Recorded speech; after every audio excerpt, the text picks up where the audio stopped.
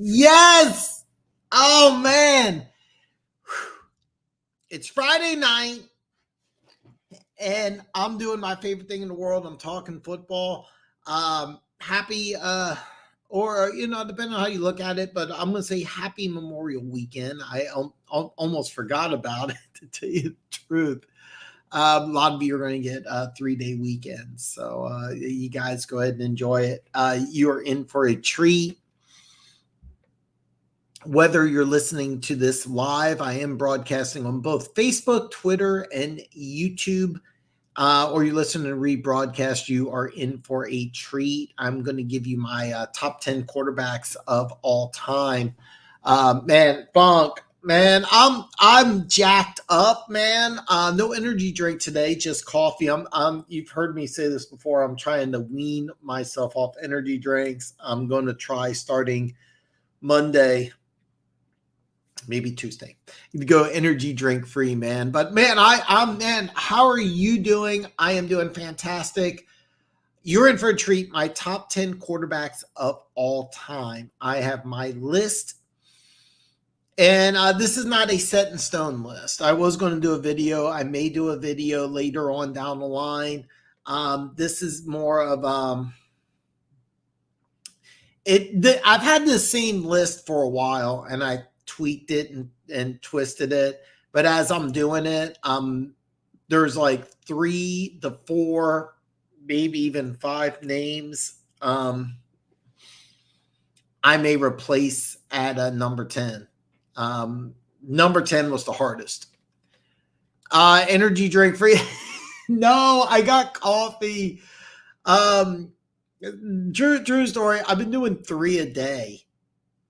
And I'm like, there's no way 3 energy drinks a day can be good for you. So maybe it's time I just stop. Maybe do more water. The temperature's getting hot, and maybe I should just go for water. So no, but Keys, man, I am glad to see, Keys, top 10 quarterbacks of all time. I think me and you. So I had Lexi on from the Kingdom Queens, and she has Mahomes in our list. I'm going to ruin this right now. I do not have Mahomes in my top 10 list. Let me ask you a question. What does Mahomes have to do to get into the top 10? Can he do it by the end of this year? Something to think about. So, Coffee has 3 of the 4. He probably. I have coffee. This is good though.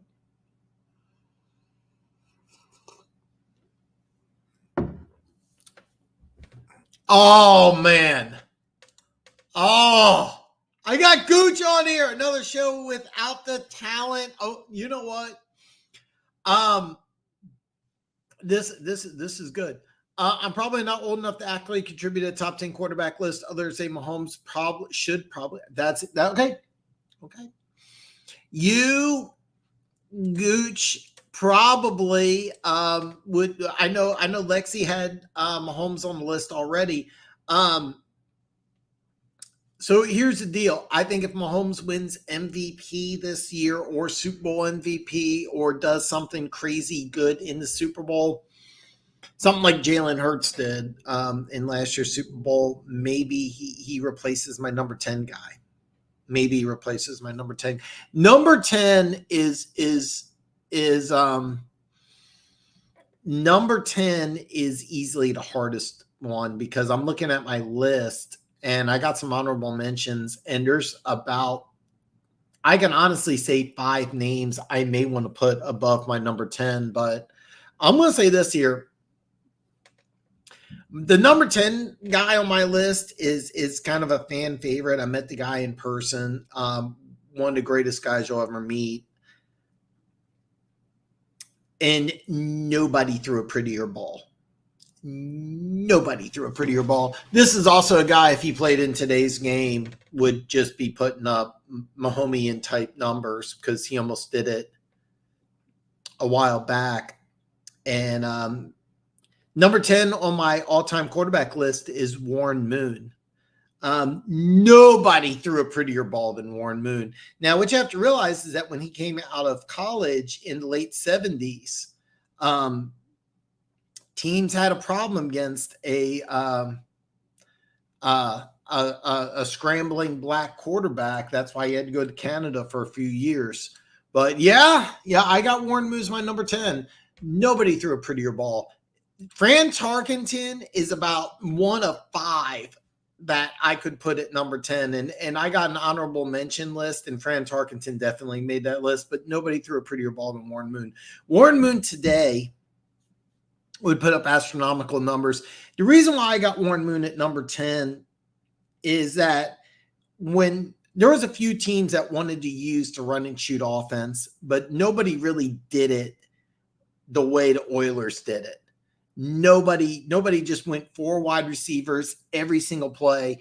Warren Moon changed the game in a way you really can't put into words, because no team went 4 wide receivers every single play. Nobody did that. And with Warren Moon, they just ran a whole new offense, and a lot of that was due to Warren Moon. If Warren Moon came out 40 years later, he's the number 1 pick in the draft.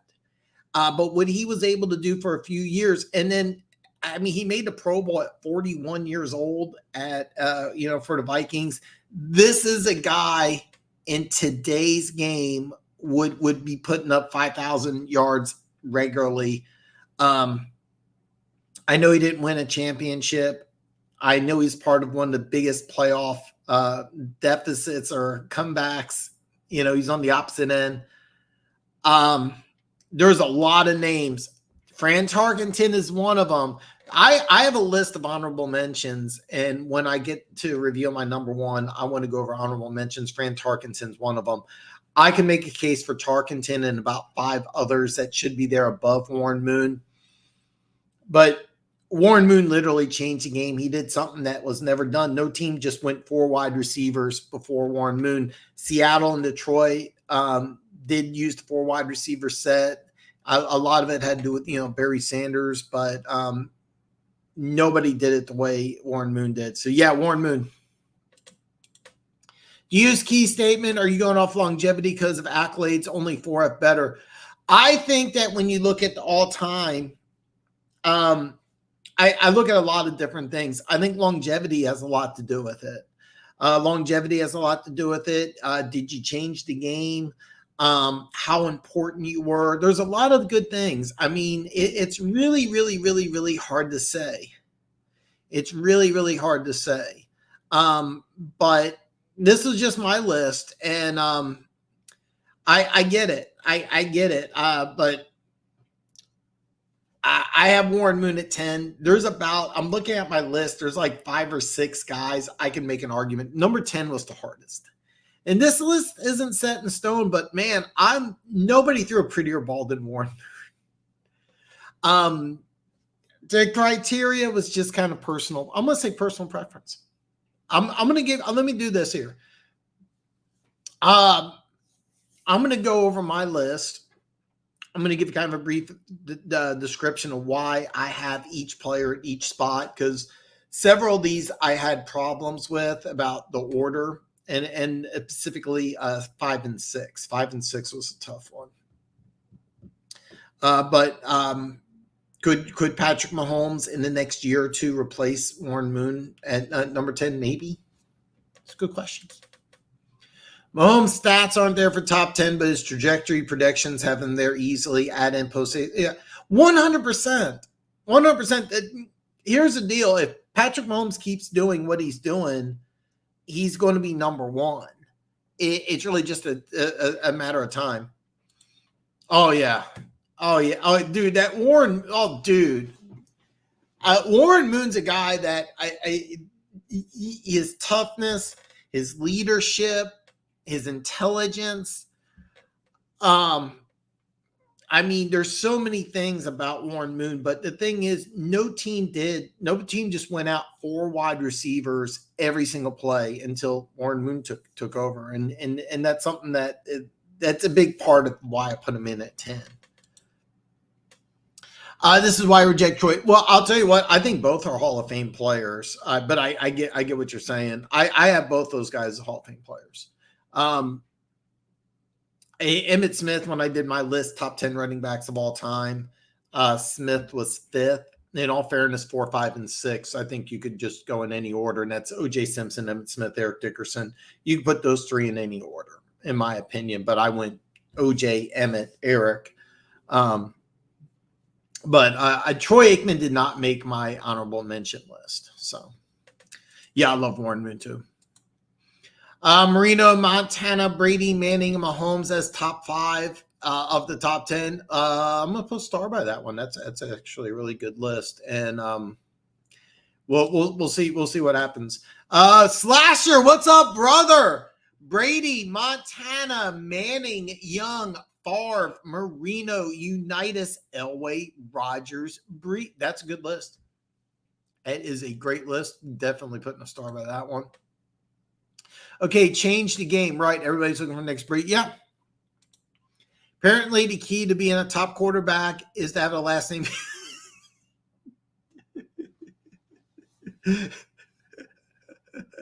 That's a good one. Number 9 on my list is one. That's hard to put in, but I think he definitely belongs there. Number 9 is Otto Graham. Otto Graham played for 10 years. Played in 10 championship games, won 7. Now, I don't think wins and championships should be a quarterback statistic, but Otto Graham really was the leader. Earlier in his career, he played defense and returned kicks. So this is a guy in today's game would have the speed and athleticism, and I think would be dominant. He also led the league in passing. I think 6 out of the 10 times he played. What I really like is that the last 3 years of his career, he had played in 10 years. Year 8 and year 9, they lose the championship game to the Detroit Lions and a really good quarterback by the name of Bobby Lane. That's an interesting story in itself. It leaves a bitterness in Lions. I'll do a Bobby Lane video one of these days. But anyway, his last year, they win the championship game against Detroit, 56-10. In a game where Otto Graham just was dominant. And that's the last game of his career. I think that Otto Graham in today's game, it's no saying how good he could be. I mean, you're talking about a guy from the 40s and 50s being in today's game. But I hope we're all enjoying our Fridays in here. Just don't. I have coffee today. I did no energy drink, just coffee.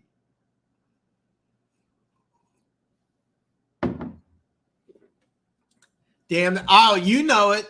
Yeah, I really want to do a Bobby Lane video. I really want. But here's the deal. Bobby Lane got the best of him, but for the third time around, in the final game, it was a blowout. And I mean, if you want to talk winners, I mean, 10 seasons, 10 championship games. He was the unquestioned leader of the team. Led the league in passing so many times. And this is a guy in today's era with his athleticism. I would really be, I mean, who knows how good this guy could be. So Otto Graham is number 9. And there's somebody had a really great statement earlier. And I'm trying to find that statement here. Okay. This is interesting because number 8 is Brett Favre, and a lot of it has to do with that streak. But you have to also remember, Keys had something on Twitter about a quarterback and play caller. Well, Favre and Holmgren is probably top 5. Before they won a Super Bowl together, Favre won 3 straight NFL MVPs. That's never been done before. Now Manning, who may or may not be on the list, broke that, but Favre won 3 consecutive MVPs, and Favre is one of those guys, just that long stretch of games, I think that alone should put him in there. But you have to realize there was a stretch where he was playing at just a crazy high level. Those 3 straight MVP seasons were something really special. It was something really, really special. Funk, what happened to Montgomery and Rodriguez? Heard he got injured. I have not heard that. Bobby Lane is a phenomenal quarterback. If you want to argue Stafford, I understand. Did you know they went to the same high school? Yeah, it's pretty cool. Bobby Lane's awesome.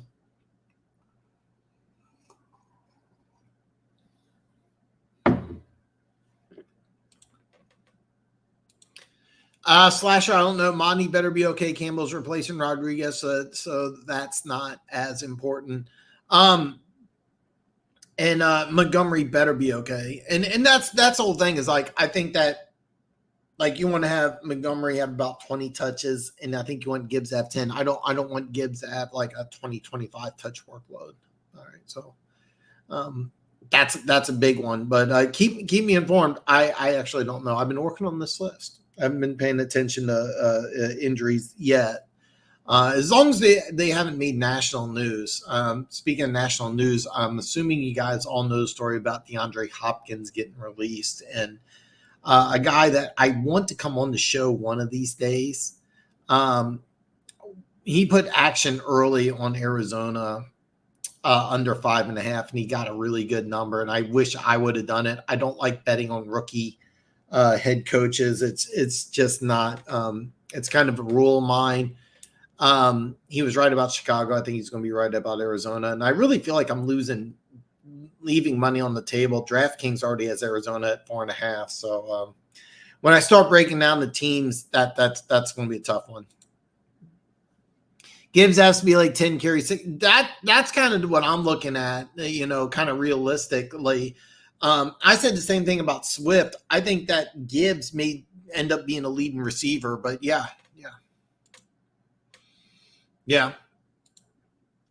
Yeah, I knew they went to the same school. You realize Stafford was drafted a year after the curse was supposed to. I didn't know. I thought I have to double check that because it's supposed to be like a 50-year curse. I thought it was like the same year. So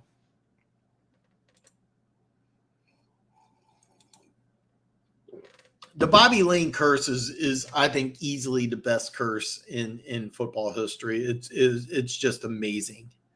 It's just amazing. And Bobby Lane didn't make my honorable mention list, but he should have. So I'm glad we brought up Bobby Lane. If I was going to bet a rookie head coach, it would be Pew Pew.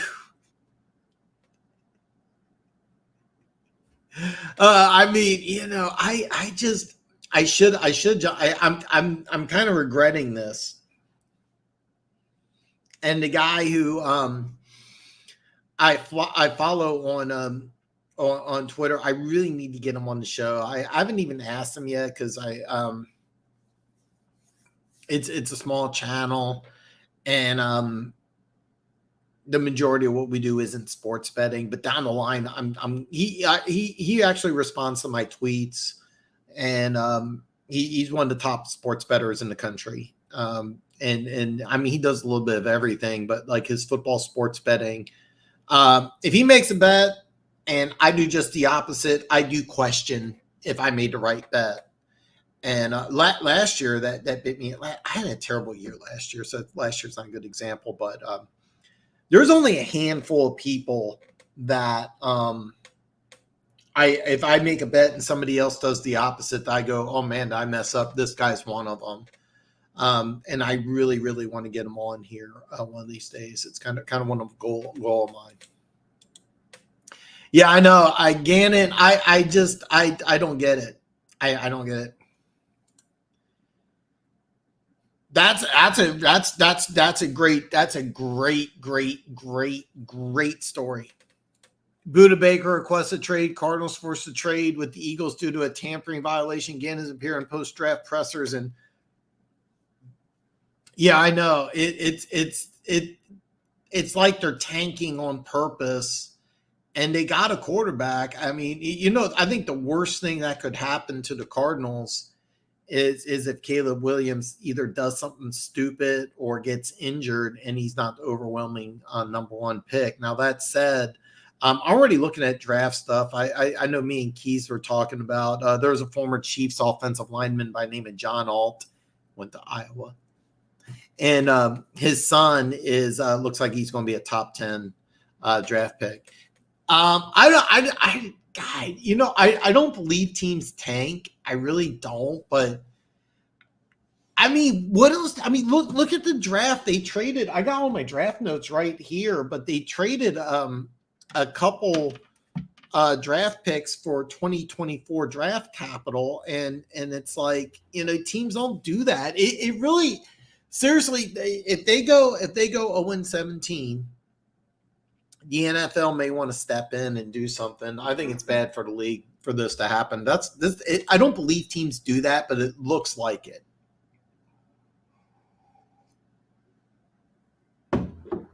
Well, Eckler's been getting more carries. 57 last chip, 08. So, okay. All right. God, the Bobby Lane curse is just phenomenal. I don't have him. I feel bad because I don't have him in my honorable mentions list. I don't. I have several. I'm going to go over my honorable mentions, and if I do a video, I'm going to do my honorable mentions by decade. And because like every pick should have some honorable mentions. If I'm the Cardinals, I definitely want to follow what the Texans did and draft Caleb Williams and Marvin Harrison Jr. picks 1 and 2. Well, I think here's the deal. I think that they want that 1 pick, and I think what they want to do is trade and get a bunch of teams. Oh, I agree with you. I'm with you. By the way, I may not have this correctly, but Occam's razor is whatever's the most obvious answer is the correct answer. It's something like that, I believe I'm right. Tanking for Caleb Williams. Think about what they can get out of Kyler 3-year extension after this year, I think. Well, here's the deal. I think that what they want to do is that they want to trade the Caleb Williams pick for a player or just a ton of draft picks. And I'm thinking it's probably players. I mean, Chicago got a number 1 wide receiver, a top 10 pick, and I think a number 1 and number 2 next year. And that's kind of what we got. Oh, man, Denver Gators in the house. You guys are a bunch of football nerds. I love it. Oh, yes. Denver Gator. I'm really glad you're here for this. I haven't finished my list yet, but I got Warren Moon at 10, Otto Graham at 9, Drew Brees at 8, and I want you around for my honorable mentions because one name is missing off this list that I want to hear from. I kind of want to hear you, kind of just, Dan, what were you on crack? Because Warren Moon over this one guy, and okay. Some love for Denver Gator, man. I think that's it. Yeah. Denver Gator, man. Denver Gator gets a lot of love, man. Gooch, I wonder if Gannon gets on.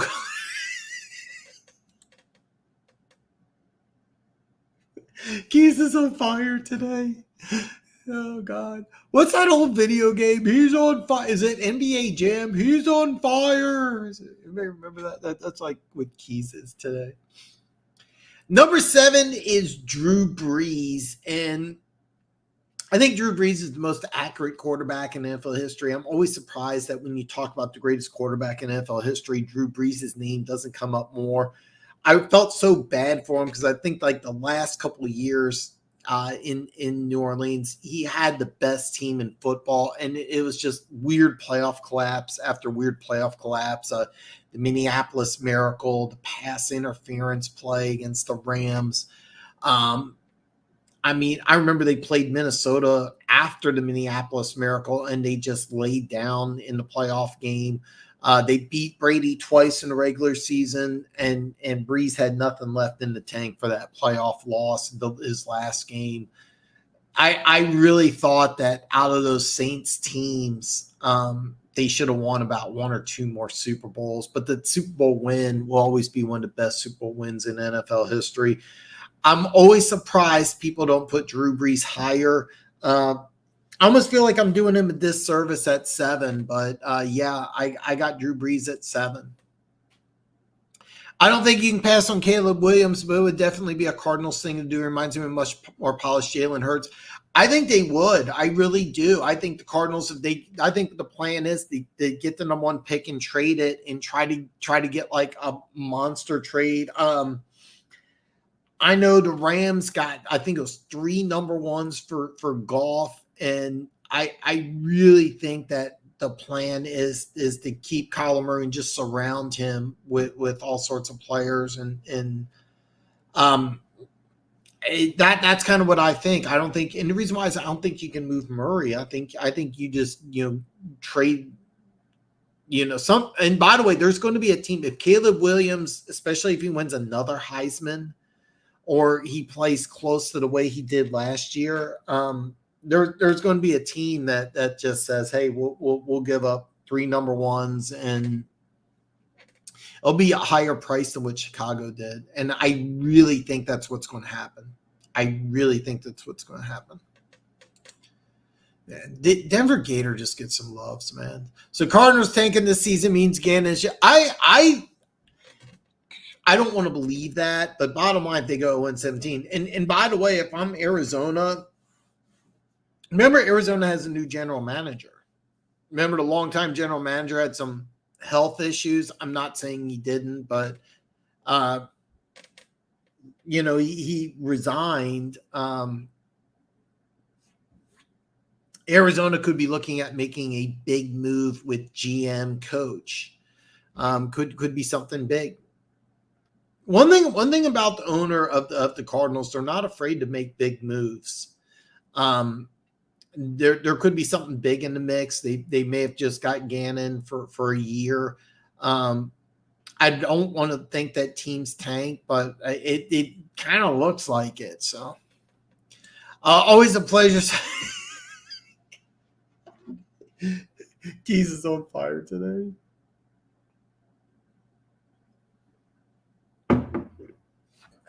All my OnlyFans customers do love me, by the way. Denver Gators getting lots of love yet. Oh, yeah, NBA Jams. NFL Street did too, but it couldn't be the Beastie Boys in NFL. I don't remember NFL Street, to be honest with you, but I do remember NBA Jams. I never played NFL. I didn't know the Beastie Boys right now. I love the Beastie Boys. So like my very 2 first albums was Poison. I think it was Look What the Cat Dragged In, and the Beastie Boys Licensed Ill. So yes. And I'm going to go over that later, but yes. It sucks when Breeze played in the same time with Brady, only one team all pro, one Super Bowl beat those up. Yeah. I really I really want to put Breeze higher than 7, but I think we'll go on my list. I think you'll see why, but yeah. I think he plays he does. Seriously, those last 4 years in his career, I thought the Saints may have had the best team in football. I really did. I mean, the defense was loaded. He could throw. He's the only quarterback, well, now Mahomes, with multiple 5,000-yard seasons. I mean, he's got, I think, 5 of them or something ridiculous. It's just such a shame. And by the way, I mean, think about what he would have done to the Chargers with Marty. Marty Schottenheimer loved him. That was kind of a weird issue. So, partially serious question. If Kyler wasn't hurt and the team was impact, how big of a difference do you all think we'd see from Gannon? I seriously think that we would see a different thing. I think Hopkins would be around. I don't think we would have seen some of the trades. I think you would be trying to win, and the reason why is I think the NFC. I think you have the Eagles at the top, and I think the Eagles took a step back, but I think that really the NFC is kind of open, and that's kind of what I actually believe this, but I think that what they're looking at is that they're saying, okay, Murray's going to be out till November. We can't win without him. We're stuck with that contract. Let's just move on. So he is not. Flutie is not, even though I do love Doug Flutie. He is not in my honorable mentions. Maybe he should be. But no, I'd be honest. I would really love to see. I'm gonna tell you something. I think Flutie might be the best college football quarterback, um, maybe ever. That's a good question. I mean, Cam Newton had the best one, the number one season. I mean, Tebow's probably the best, probably. But I mean, Flutie, that Boston College. I remember watching that Boston College Miami game, the Hail Mary game. I remember watching that, and I about shit myself. I was like, oh my god, it was just crazy. No way! I did not know that. I was watching McNair play too. I wasn't old enough back then. Oh yeah, I actually wrote a college paper that McNair should have won the Heisman Trophy. Believe it or not, I wrote a college paper that Steve McNair should have won the Heisman Trophy. Rashad Salam out of Colorado won the Heisman that year. I get why he had a great season. The Colorado Buffaloes had a fantastic offense, a lot of fun to watch. They had Cordell Stewart, Salam won Heisman. They had Westbrook as one wide receiver, Pritchard as the other. Both were first round picks. Oh god, that Colorado offense was so much fun to watch. I don't want to talk about Elway because I don't want DJ to hate me. We are going to talk about Elway though. We are going to talk about Elway. I didn't know that. I was, for some reason, I was the only person that never knew about any of the codes. I never knew about any of the codes. I never knew that. I kind of want to buy it now and try it out because I think that'd be fun. Yeah, between Eli Manning, Drew Brees, Chargers that tough breakup with quarterbacks for Helbert. Yeah. I think, okay, so I'm a lone minority here, but I think Manning, Roethlisberger, and Rivers. I think Rivers is the best.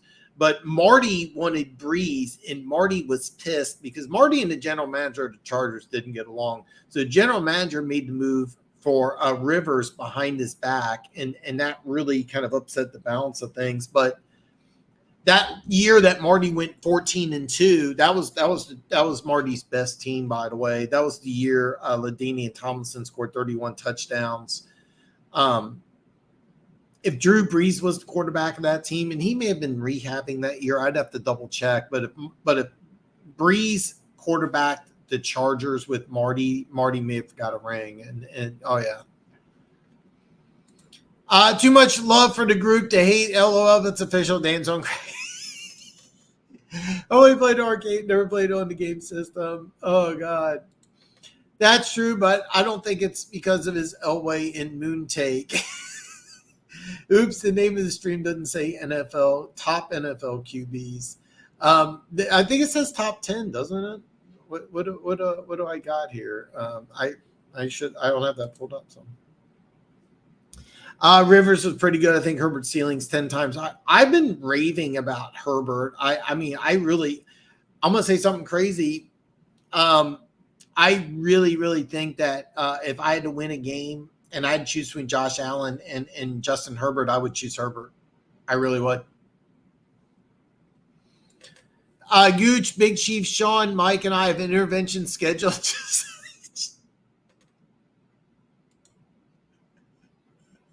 By the way, follow Keys on Twitter. It's really solid, man. One Bride 40, what's up? So everybody loves my top 10 quarterbacks of all time. We spent a lot of time. We actually brought up Bobby Lane and the curse, so that was pretty awesome. I think Herbert's going down to Stafford, pass insane numbers, and will need to get traded to get his chip. I can see that because I think the Chargers are just kind of a disaster right now. And Eckler got like a extra bonus, but I think after this year he's going to be gone.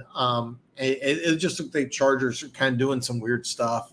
But it'll be interesting to see. I mean, they do have talent. I just don't believe in their coach.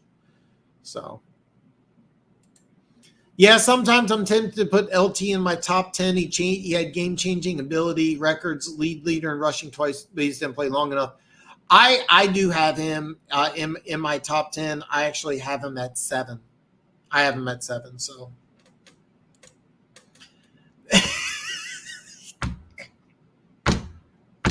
He is on fire today. Keys is on fire. Poll.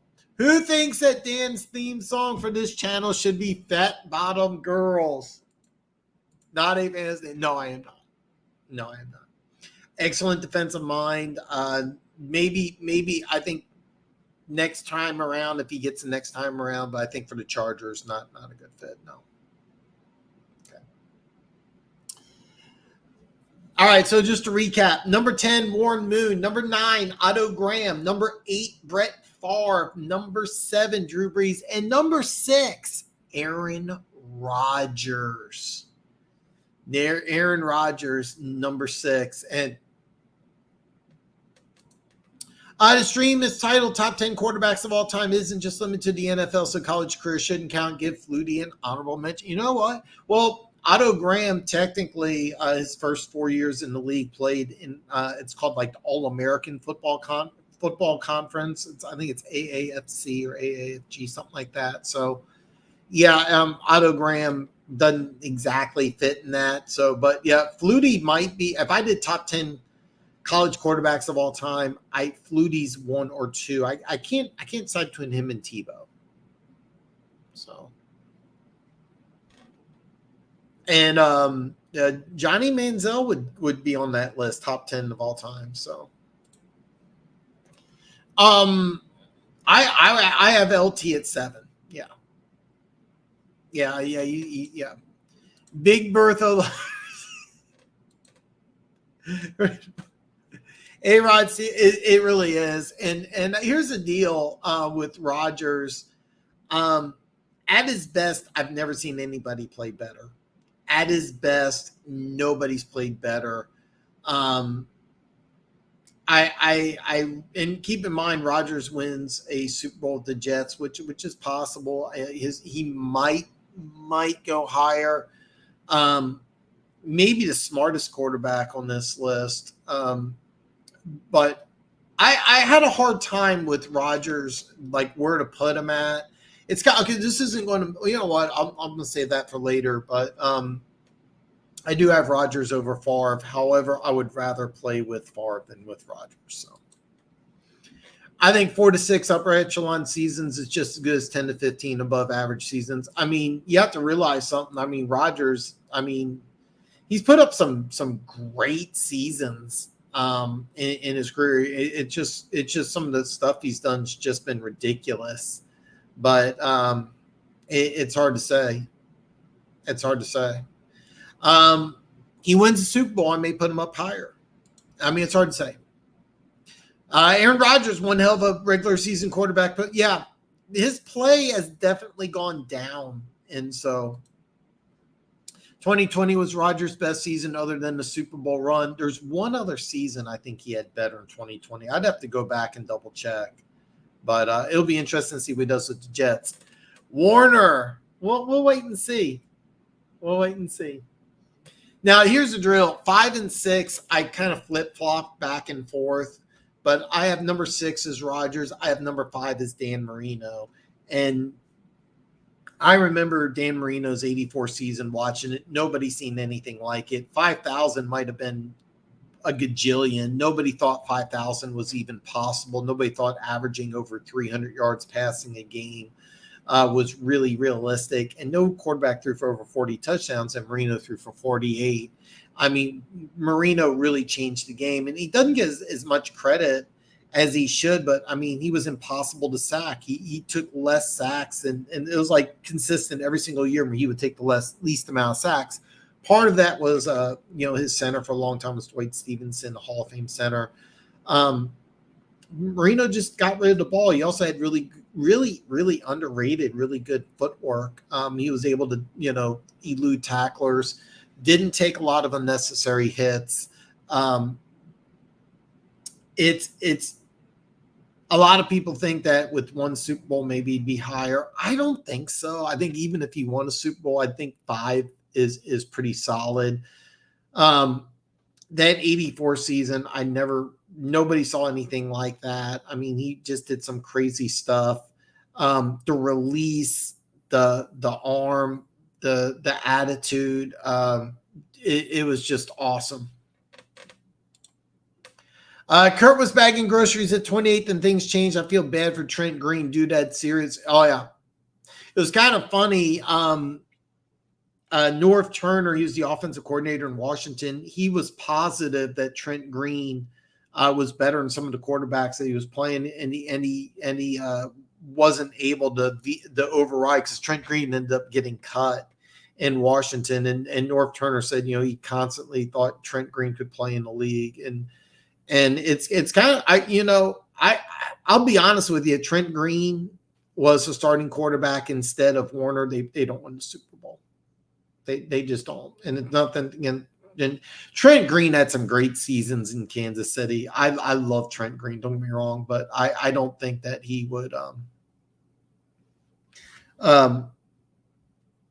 I really don't think that they win the Super Bowl, Trent Green. I really don't. Great, good quarterback, just not Hall of Fame caliber. Does Eli Manning deserve an honorable mention? I'm sure he has a shit ton of touchdowns passing. He beat Brady. He does not. He does not. I did not give Eli Manning a honorable mention. Debatable, of course, but I didn't give him an honorable mention. When I talk about the greatest of all time, Manning, Eli Manning is not considered. However, number 4 is Peyton Manning, and Peyton Manning is number 4 on my list. I argued for the longest time Manning was better than Brady, but when Brady won a Super Bowl in Tampa Bay, that kind of changed things. And you can say, well, Dan, what about Brady winning the Super Bowl in Denver and that all-time great offense? The Super Bowl really didn't change much because that defense was amazing. But that offense that he accumulated in Denver and in all those years in Indianapolis, I know 4 may seem like a little low, but you wonder how many Super Bowls Pats would have won. Manning brothers played in a different era. You never know, man. I think 4. I almost feel like I'm putting them too low, but I got Peyton Manning at 4. So I agree. Kurt being the Arena League is all. I agree. Yeah. I don't. Trent Green quarterbacks that team. I think they win 10, 11 games, and they don't go to the Super Bowl. So exactly. I don't rate Manning higher for winning that second Super Bowl, but I put him at 4 for that fantastic offense that they had a few years earlier that lost to the Seahawks. I think 2013. That was just something I was like, oh my God. And so I almost feel like putting Manning at 4 is a little sacrilegious, but I feel good about it. Number 3, I got Joe Montana, and it's you got guys that are bigger, you got guys that are more athletic. Montana just had something. It was called Montana Magic. Joe Cool, he just had it, and it's hard to say otherwise. It's just something special about the guy. You could say, well, he had Jerry Rice, he had Bill Walsh, he had this great defense, and I get that. But I remember those 2 years in Kansas City, like the dude was all beat the fuck up, and he still had some all-time great moments. The 93 playoff win against Houston, the 94 shootout against Elway. I mean, it was just, there's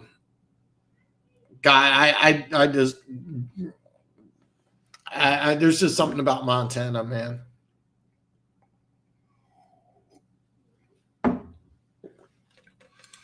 No doubt Slasher was broken at that point. Manning didn't win his first one. Dudes handed the ball off and they ran down the Bears' throat. LOL. They did. I remember Devin Hester had that opening kickoff touchdown, and then the Bears could do nothing. It was kind of weird because Rex Grossman played high school ball in Indiana, college football in Florida, and it started raining, and he looked like he had never played in bad weather before. It was really weird. Rex Grossman was a guy I loved coming out of Florida, by the way, and just a dud in the pros. Aqib Talib, Von Miller, DeMarcus Ware, Chris J is, I mean, dude, oh yeah. Oh yeah. Oh yeah, that defense was amazing. I remember I knew there was I knew this I knew that there was this girl I knew. She was a big Broncos fan, and I told her, I said, I think the Broncos are going to win the Super Bowl, and she's like, Nah, that Cam Newton, and they're just too good. I'm like, I'm telling you right now, Carolina's never seen anything like this defense. They're just not going to be ready for it, and I was 100% right. So yeah, I mean, God, I mean, you have to realize Aqib Talib and Chris Harris Jr., both these guys were like all pro first team corners. Shaq Barrett, I think, was the backup, the Miller and Ware. Derek Wolf, really, really, really good player. God damn, that guy at inside linebacker, I'm forgetting too. I don't know, but I know this: the Bears' offense was just terrible. I mean, the Bears' offense could do nothing right. I think the Bears' offense was like just halfway average. That at least would have been a better game. I just remember the Colts had a good defense, not a great defense, but yeah. Oh yeah, Champ Bailey retired. Oh God, Champ Bailey. Oh God, what a great corner he was. God, what a great corner! I might do I was trying to think like best corners of all time, and God, I forgot about Champ Bailey. So, just to recap: number 10, Warren Moon; number 9, Otto Graham; number 8, Brett Favre; number 7, Drew Brees; number 6, Aaron Rodgers; number 5, Dan Marino; number 4, Peyton Manning; number 3, Joe Montana; number 2, Johnny U. If you could look up the greatest game of all time, and you will most likely, if you Google greatest NFL game of all time, you'll see the 1958 NFL championship game where Johnny U came up and invented the 2-minute offense out of nothing. Him and Raymond Berry were late round draft picks, and they just invented the 2-minute offense when they were down 7 points in the championship game with less than 2 minutes left. They just invented it. And if you like the hurry up offense, it was invented by Johnny U. Had a streak that nobody thought was going to be broken, 47 straight games with a touchdown. Unlike quarterbacks of today, Johnny U really didn't care about stats. He cared about wins and losses. Put up numbers that would never be touched. And out in today's game, I mean, he had a great arm. He was kind of a weird guy, you know. He had like bow legs, a crew cut. One of his linemen got married, bought a new house. Johnny U went over, laid the hardwood floor. I mean, can you imagine Brady laying hardwood floor? I mean, you know, he's a different type of dude, but I mean, he was the leader. He called his own plays, invented the 2-minute offense out of nothing. When he retired, the records he put up was just crazy.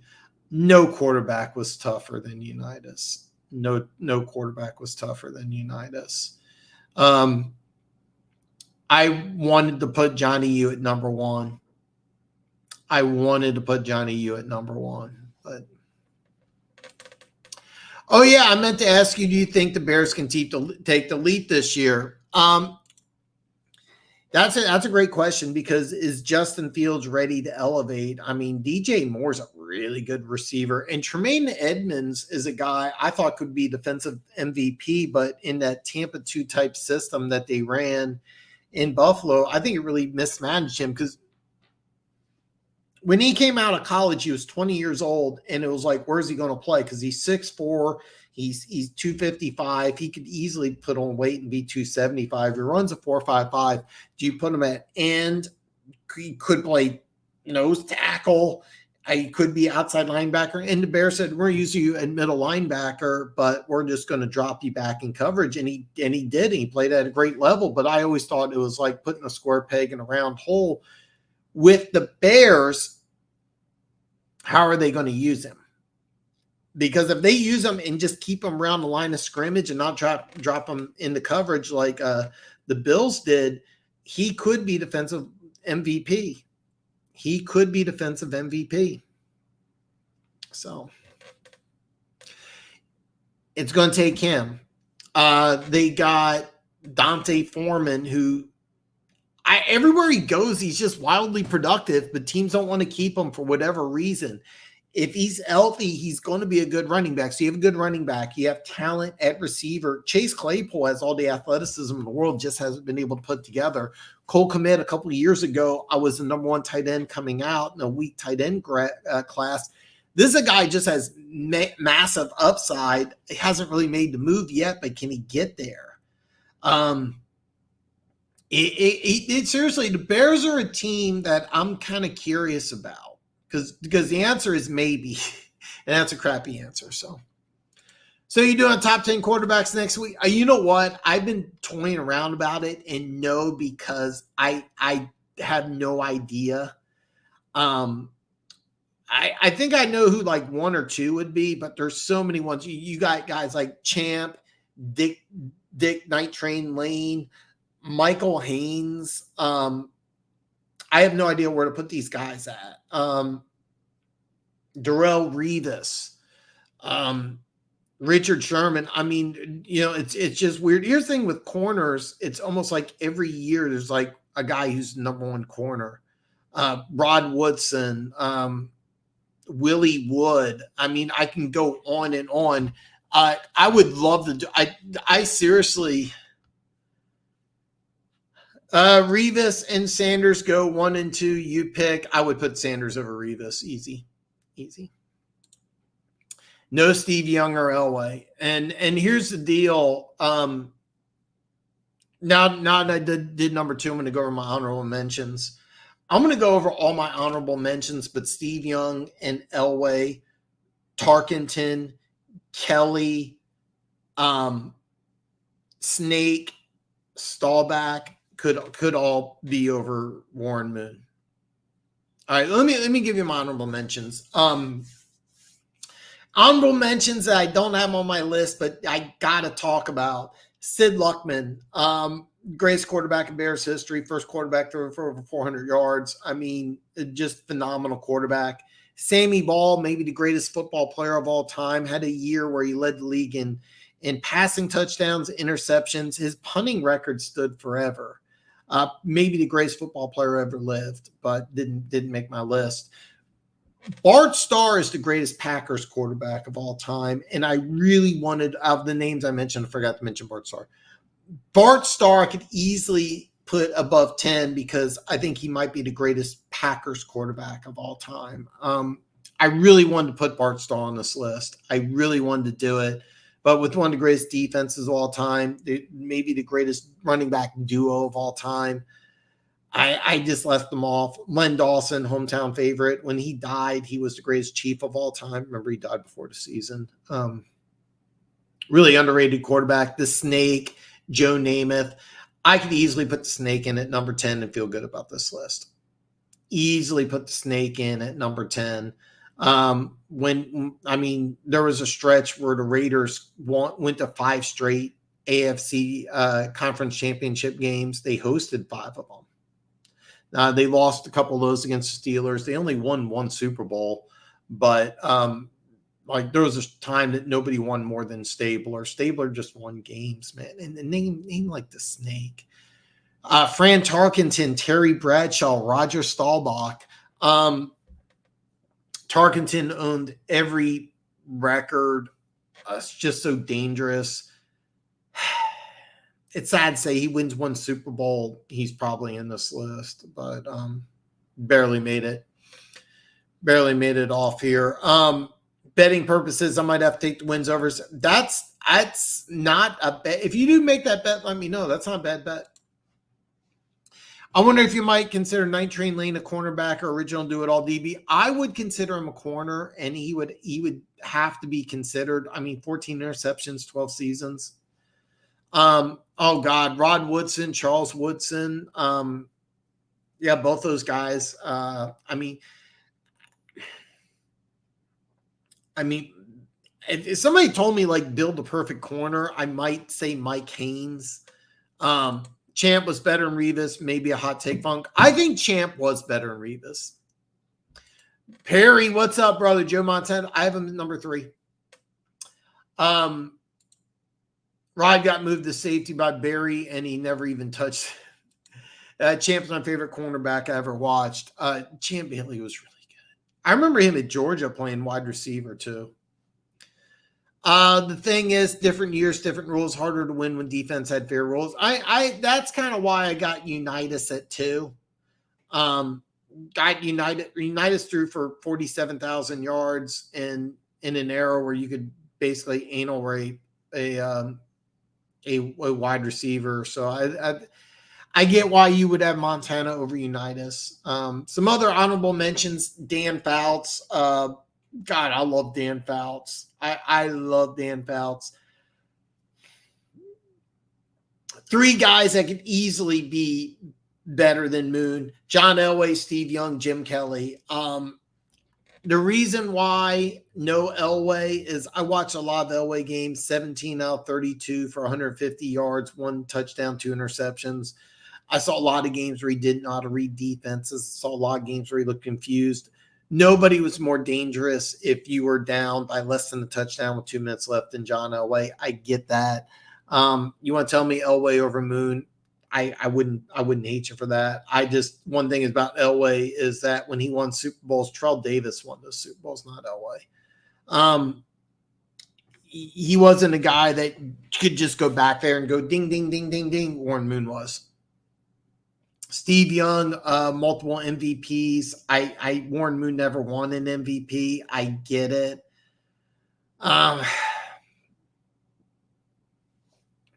For whatever reason, I've always downgraded Steve Young. I have no idea. Oh, God, Dick LeBeau. I forgot about Dick LeBeau.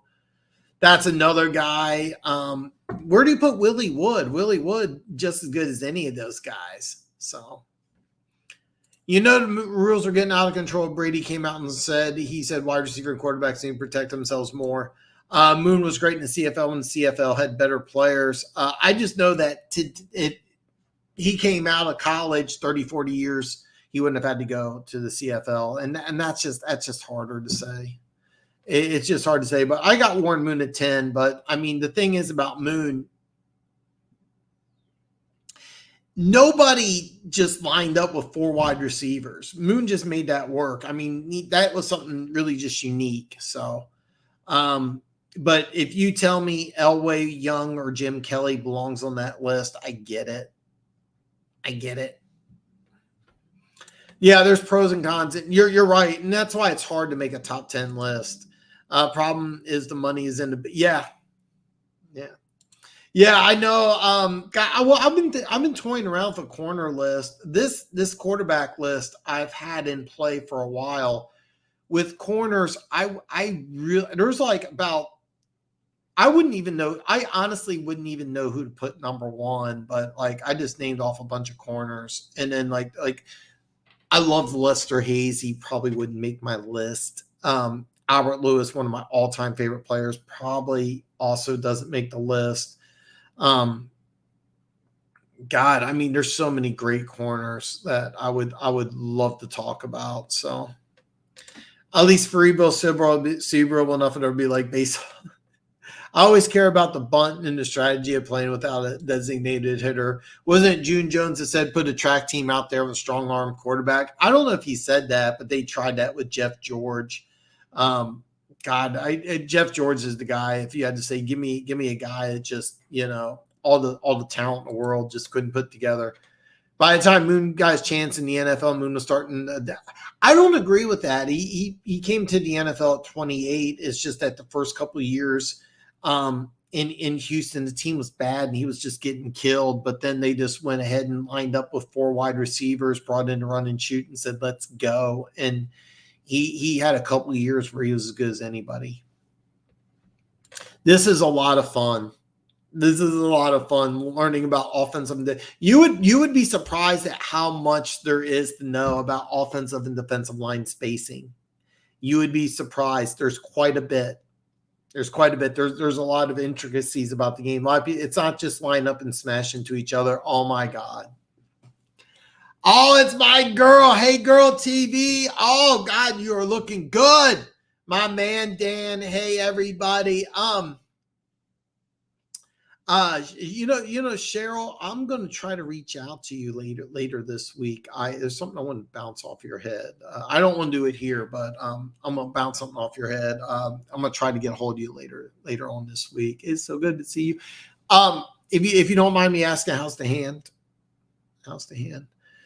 For those of you who don't know, Cheryl punched her. No, I shouldn't say that. But anyway, I hope your hand's okay. Let me know how it's doing. I'd love to see. That would be a lot of fun. That would be a lot of fun. If you could do, I would love to do that. And I mean, I'm a level with it. LT would be number one. Number two would be really hard. Probably Reggie White. Probably 1-2 would be Taylor White. Maybe Lott, number two. That's a tough one. That is a tough one. But yeah, I might have to do top 10 of all time. That would be a good one. Ray Lewis is high up there. A guy who would be a lot higher on my list than most people would be Jack Ham. Jack Ham's a guy, probably makes my top 10 at the bottom. Loved Jack Ham. Hey girl, get some love here. More like Tyreek or more like McCool. I'm confused. So, sorry, Keys. I got lost there. Lawrence Taylor, Aaron Donald, Ray Lewis, three really, really, really good names. Three really good names. Where do you put Aaron Donald? Where do you put JJ Watt? There was a 3-year stretch where JJ Watt played just better than any defensive lineman I've ever seen. He had that 3-year stretch. It was like 20 sacks, 14 sacks, with like 9 deflections or something like that. Just insane. Reggie White for me. I'm surprised none of you guys mentioned Bruce Smith. Bruce Smith for a while was just amazing. Bruce Smith was just amazing. Trying to think of defensive players. Yeah. Sure. Guy, I might have to do top 10 defensive players. That's a tough one. Yeah, Dan, you did get lost. You skipped over the original part of my question. I don't. I'm sorry. Keys, would you mind repeating that? I'm sorry. I did list it. This list is actually hard. And by the way, I didn't mention 2 other names on my honorable mention list. Kurt Warner. He had to go to the CFL before he came to the NFL, but had some great years. The greatest show on turf, deserves an honorable mention. Doesn't make my top 10, but man, I love him. And a guy that I think will break into the top 10. It's just a matter of time. It's Patrick Mahomes. Number 1 is Brady. And once he beat Kansas City in the Super Bowl, I was like, this is the best. Did it without Belichick. Did it at 174 years old. Did it against a team that won the Super Bowl, came back better. If you're a Chiefs fan, you're going to bring up, oh, wait, we had like 9 offensive linemen injured, and Britt Reed hit that girl. I get it. But bottom line, Brady did what had to be done. Those years in Tampa cemented it for me. I think last year was really, really impressive, to tell you the truth. For me, Brady's the best. Just to recap. Number 10, Warren Moon. Number 9, Otto Graham. Number 8, Brett Favre. Number 7, Drew Brees. Number 6, Aaron Rodgers. Number 5, Dan Marino. Number 4, Peyton Manning. Number 3, Joe Montana. Number 2, Johnny U. Number 1 is Brady. Reggie White was nice. When he had a couple years in Philly, I'd never seen anything like it. He had a couple years in Philly. After he left Philly, I know he won a Super Bowl with the Packers, but he had a couple years in Philly. I've never seen anything like it. Never seen anything like it. It was just crazy what he was doing. Oh, snap. And somebody. Yeah, I would love to talk, man. That is awesome. I do. No, I have something I want to bring something I want to bring up to you. So, Ed Reed or Ronnie Lott, who you take? Oh God. Okay, I'm going to say Lott, and the reason why I'm going to say Lott is that I know in today's game, a lot of his plays would be illegal, but Ronnie Lott was an all-pro corner and he could take the ball away. Ed Reed was a turnover machine. And Ed Reed just by the way, this is a lot closer than you may think. I got Lott by a hair. By a hair. If I was on a high-powered offense, I may want to take Reed. And the reason why is I think Reed creates more turnovers. Lott, his hitting is he intimidated people. Reed intimidated people in a different way. So,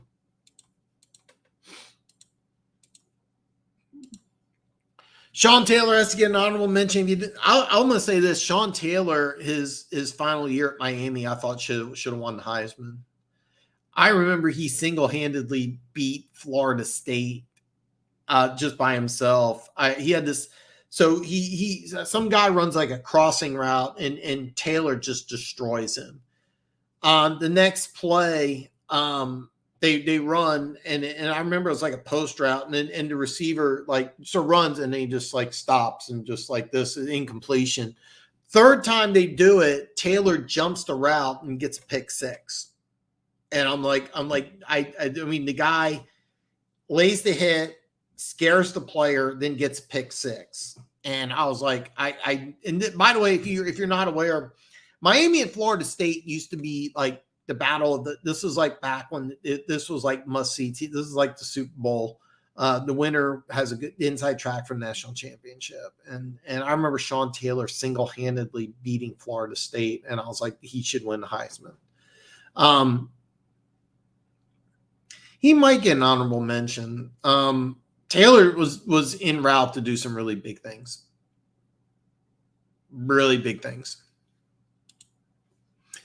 Slasher, they played side by side. I guess it would depend on who you put them in. Are you on base? Are you base it on season or playoff record or both? Spy Great put Brady down on my list.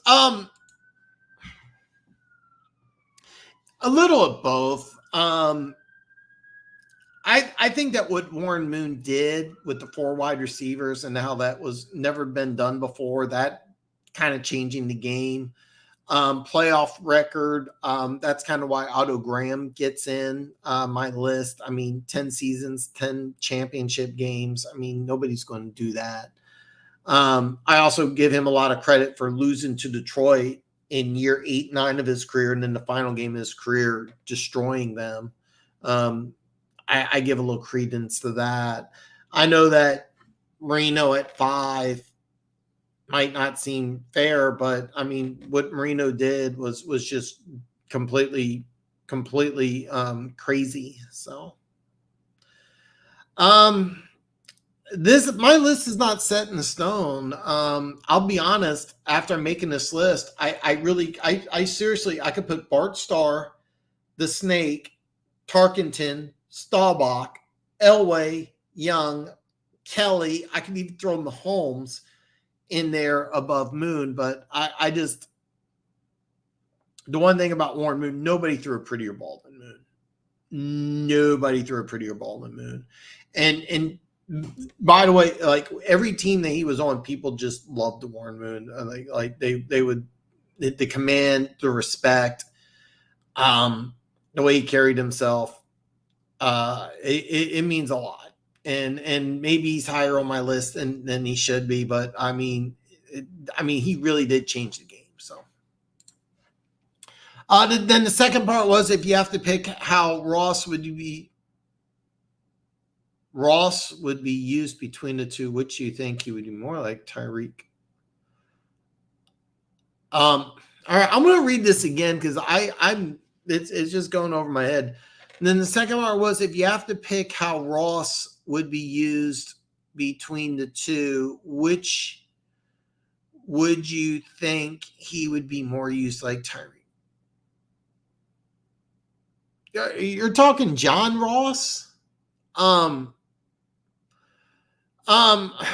so for those of you who don't know, the Chiefs picked up John Ross, guy who ran the 4.22.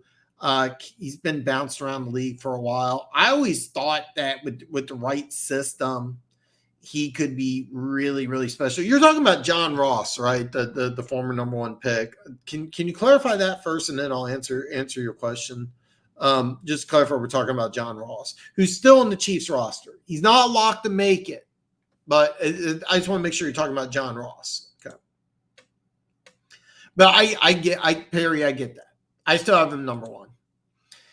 They both played mostly free safety, had their best seasons there. I get that based on collection of stats, longevity, and accolades. He's missing some of the other things, but I get you heavily weighing on those things. Yeah. Lott did play strong safety, but yeah, Lott was a tough. Oh, yeah. I love Goff. If I'm playing against Kansas City, I'm taking Atwater. Lott played his first 5 seasons at corner, split to free for Nathan FC. Played strong before he retired, and he played free again. I keep skipping the first part. This is all I get. I'm sorry. This is all I have. This is all I have, Keys. I don't have the first part. I get this, and then I have this. That's all I have. That's all I have. I'm sorry, because I think that you're asking. I think you're asking a really great question. I just don't know what it is, so I apologize. I don't have it. I really don't. The first part of the question. Okay. First part of the question is how you would use John Ross. Okay. Let's do this here. Okay, so let me answer this. Okay, so would Ross be between Tyreek Hill or McCole Hardman? I'll be honest, neither. And I'll tell you why. Tyreek Hill and McCole Hardman were former running backs that switched to wide receiver. John Ross is just a pure wide receiver, and he had some really good tape at Washington. And this is a big dude. A lot of people don't realize this is a dude. He's like 6 foot, 6'1", 200 pounds. He ran 4.22, but he's not a running back type of player that Tyreek Hill or McCole Hardman were. So you're not going to use him as a returner runner. He's not a guy that you just get in space and he can use. And that's really part of the reason why he's failed in the NFL. So he's got this deep speed, but he's not a guy that you get the ball in his hands and he just explodes into space. So I'll be honest with you. I don't think John Ross makes the team. I really don't think he even makes the team. And I know that there's a lot of hype about this Justin Ross kid, the kid out of Clemson. I'm not sure he makes the team either. I think that there's a chance the Chiefs will have 4 tight ends. And I think that they're going to have 5 receivers. And one of them may just play special teams. So. Yeah, the Bengals picked him, and he's been around the NFL. I'm not sure he makes. I don't know what it's doing, Dan, but my question is showing at the end of the chat. Yeah, I'm sorry about that too. I guess Streamyard's being a little goofy, but I did put in the word for the Bluebird. That might have been it. Keys, is there anything you're not bad language? No. Yeah, I don't know. I don't know what it's doing. But yeah, I'll be honest with you. I want to hear about what happens in training camp and preseason, but I don't even think he makes the team. I really don't think he makes the team. And like this was a dude who I thought could be special, but I remember Bengals drafting him at like 9. I was like, oh God. I mean, I know he ran the 4.22 And there was times he had some really good clips, but I mean, this guy couldn't run a route tree. The hands weren't really solid. He's not one of these guys you get the ball in his hands and he just explodes.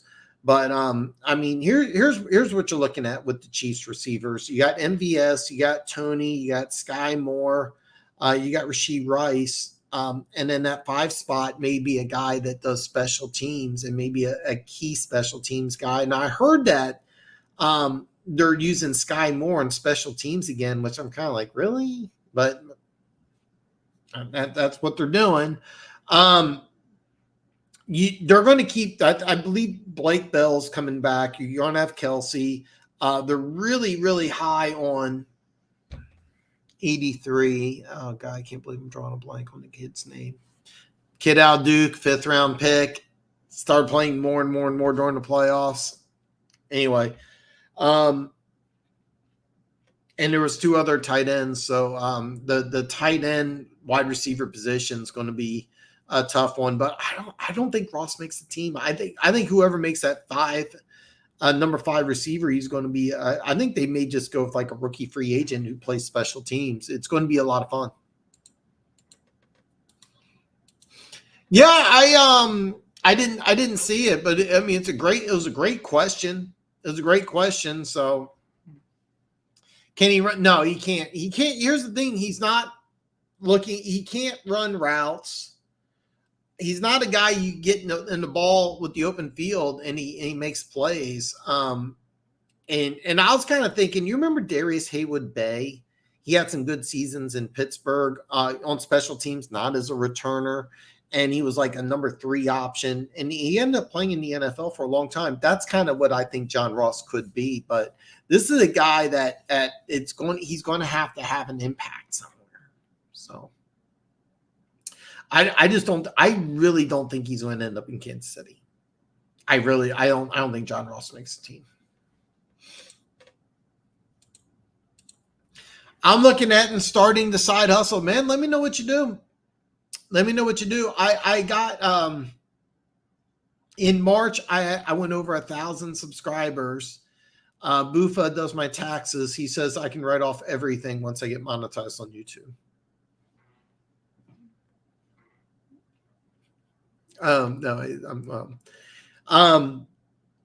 So once football season comes around, I'm going to go back to being live Tuesday and Friday.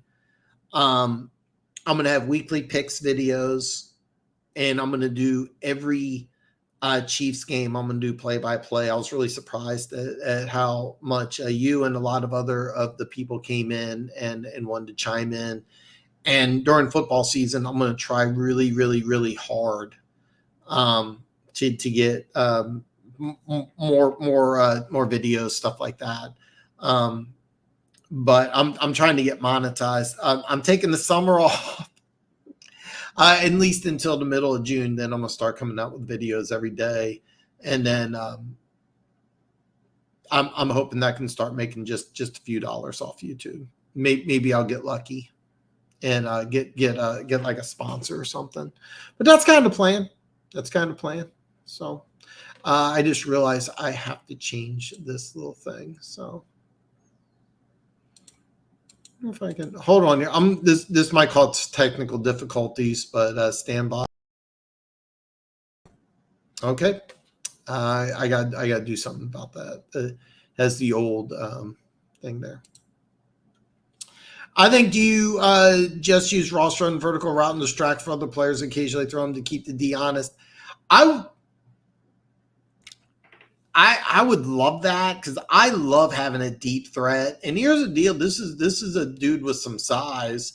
It's just he's never been able to put anything together, and he doesn't offer anything on special teams. That's why I really don't think he's going to make the team.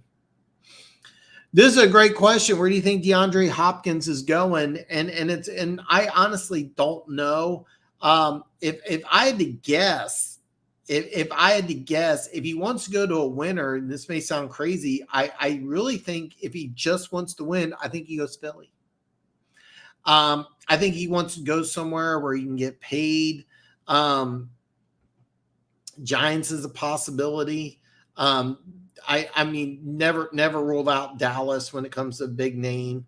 I don't think he'll go to Kansas City, and I keep hearing Kansas City, and I don't even think they would be interested, to be honest with you. I would look at the NFC East hardcore. I would look at, and even Washington, because I think Washington would love to add some firepower for Sam Howell, but I don't think he would want to go there. But I think he would be interested in going to a place like Philly. Now, keep in mind, if he went to Philly, he wouldn't get a lot of balls thrown to him. In New York, he would instantly be the number one guy, and he would really make a big impact. When I say New York, I mean Giants, not Jets. I would love to see him go into Jets and team up with Rodgers. San Francisco, I don't think you can fit him on that team. Seattle would be a lot of fun, but I don't see it. I really don't know, but I will tell you this: he won't be in Kansas City. So, yeah. Oh yes, please do. By the way, everybody, follow me on social media, DM me stuff. One Pride's been sending me some stuff, not related to YouTube. It's been really cool, and Keys is awesome on Twitter. I love following Keys on Twitter.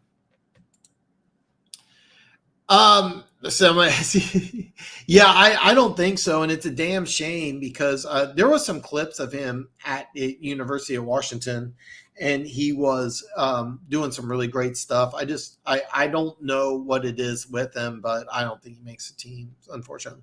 Yeah, exactly, Brashad. Yeah. The radar took him high in the first round. Yeah, and that's something that Cincinnati was doing at the time, is that they were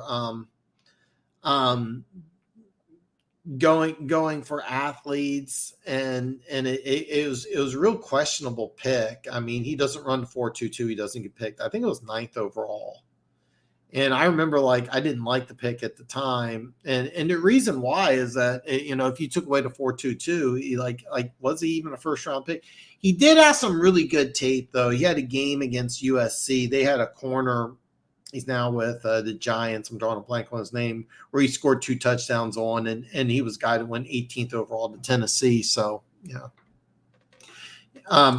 I forgot about Richie James. Richie James, pretty decent, can field punts and kicks. He's reliable 4th, 5th option.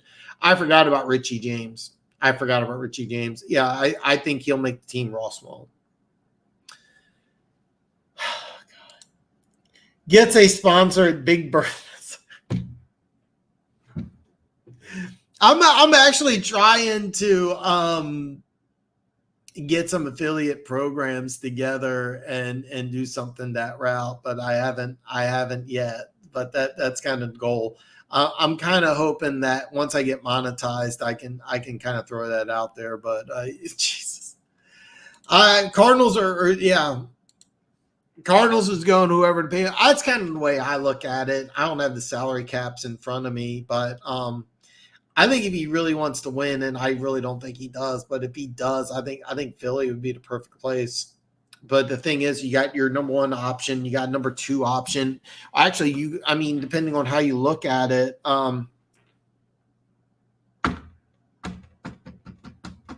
their tight end guy, I love that guy too, and I just blanked on his name. Their tight end, or Devontae Smith. Both those guys are very, very good number 2 options. But you had to say with Hopkins, I think the Giants should make a big move, but I don't know how they do it, because they're working on trying to get Saquon Barkley. So I don't know how you get that to work financially. Miami would be really interesting if that track team have a guy like Hopkins. Miami would be fun. Miami would be a lot of fun, but I think the Cowboys make a lot of sense. It wouldn't surprise me. I really think the 3 NFC East teams and Washington, I just don't know. I think Dan should end the show with a little music, maybe 5. if that wouldn't get me in trouble, I actually would. That would be a lot of fun, to be honest. Keys, he may go somewhere super cheap.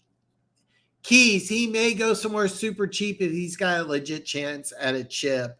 And by the way, I think seriously, Dallas or Philly would be great. If I was the Chargers, I'd try to sign them and see what I could get at a Mike Williams trade. Well, okay, here's the thing, though. The Chargers drafted a couple of receivers. They drafted Quentin Johnson out of TCU. They have Joshua Palmer, their third-round pick, has got a lot of upside. So if you sign Hopkins, then you would have to move Williams immediately. And I don't think that they want to, and his contract may be a problem. But that would be interesting, man. Dude, I really do, man. I really do, man. I love when you send me stuff, and that's kind of the fair thing. I want everybody that send me stuff, especially some of the stuff that you've been sending me. One of these days, I'd like to branch out and do more like men's self-development stuff. And because I mean, you know, even though I got my girl from Hate Girl TV, and I do get girls in here, it's majority of men, and if there's something that I could do to help out, but that's kind of down the line for a while. If that were the case, one funk, there's only one team you got. Fair enough, but don't lose week one. Ross is 40, 10 yard split, 20 yard. Yeah, I mean, he's got the speed. He just doesn't have anything else. And just, oh, God, Pac-Man Jones. Oh, God. Not having this recode. Yeah. God, that was, by the way, I love Pac-Man Jones. Love Pac-Man Jones. Is that all? Why haven't I started an OnlyFans yet?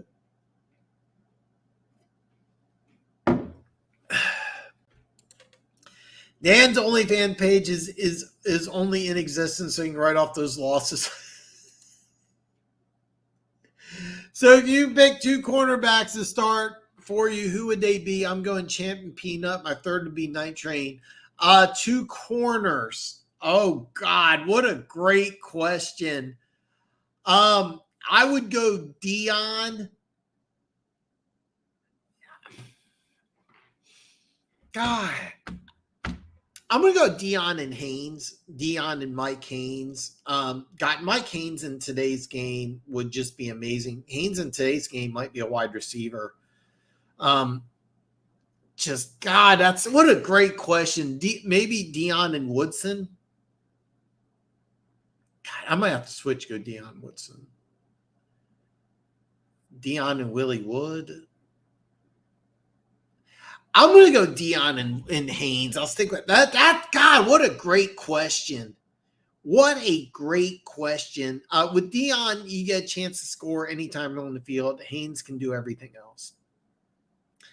I mean, 6'3", 190, physical, could run with anybody, could jump like a basketball player. It would be, you know, God, that's what a great question.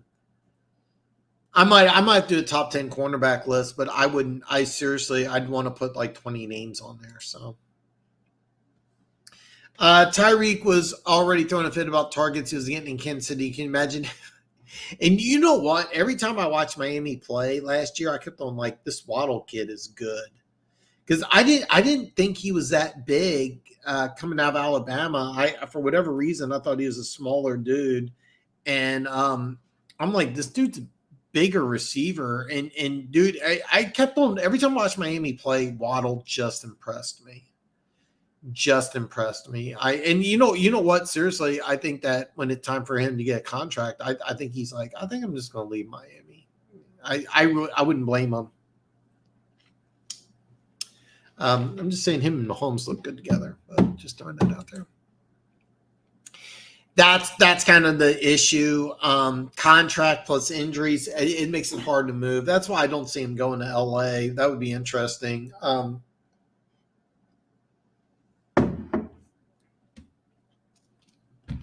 I don't think he's a fit in the AFC West, but I got a feeling the three NFC East teams, the ones that went to the playoffs last year, those would be my three, just off the top of my head.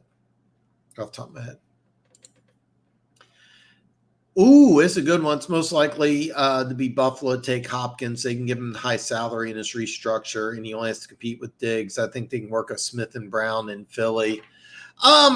Well, you have to realize, like, the Von Miller contract is such an albatross on that team. You're giving over $90 million to Diggs, Josh Allen, and Von Miller, and that's kind of the problem that they have. And Gabriel Davis, he had that great game against Kansas City in the playoffs 2 years ago. He's just been a solid number two. He hasn't really expanded on that role like they thought he would. I seriously, I think that would be a great move. I don't think Hopkins wants to go there. Smaller market, shitty weather. But it would make sense. You would have to move some players around. Somebody would have to take a pay cut. If I'm Von Miller and I really want to win a ring, his contract was just garbage. I mean, I couldn't believe Buffalo gave him all that after draft, using a lot of draft capital the previous 2 years on defensive ends. That Buffalo actually makes a lot of sense. So watching video on the Red Pill content creator, I was disgusted with him. Wants to make a submissive woman as a mystery Yvonne. God, So here's the deal. The Red Pill, when it came out, at least when I started paying attention to it several years ago, it really was changing. But I've unfollowed a lot of those guys. The Red Pill community is more anti-women than pro-men. And that's kind of why I would like to get into it, but it would kind of be down the line. But I actually do have a plan to kind of create some content like that, but I wouldn't refer to it as red pill. I would refer to it as like men's self-development, because I really want to get away from the red pill content creators, because it's become more anti-women than pro-men. And like when I first started watching the content, it was really helping men out. Now it seems like it's more concerned with bashing women. So I saw that and I love it. I love it. Oh, Hainzel's awesome. Charles Woodson, Rod Woodson. There's so many great corners. That I mean, I would put Dion on one side. I really would. Nobody scared people like Dion, but the other corner, I mean, I have no idea. I could go Dick Train, I can go Night Train, I can go Willie Wood, I can go Haynes. Rod Woodson, you can't go wrong with. There's a guy you probably don't know, Albert Lewis, not in the Pro Football Fame. Great player, blocked 9 punts in his career. Loved Albert Lewis. Hanford Dixon, I don't know if you heard about his story. His body like just completely shut down after the pros, had like some weird neurological disorder, but God, he had a few years at Cleveland. He was just ungodly good. Champ Bailey's another guy, played with Dion in Washington. He's another guy that really, really, really good player. Oh God! Even though he played a long time in Denver, like Champ Bailey, a lot of respect for him. I remember him playing both ways at Georgia. God, I'm trying to think here. I mean, seriously, a couple of years, Richard Sherman was as good as anybody. I mean, Richard Sherman, big physical power dude, and Dion on the other side. Oh, God, top middle linebackers of all time. What a great one. Ray Lewis. What a great list, by the way. Ray Lewis, Brian Urlacher, Patrick Willis, Mike Singletary, Ray Nitschke. Oh, man, what a great list. What a great list. Oh, God. Oh, man.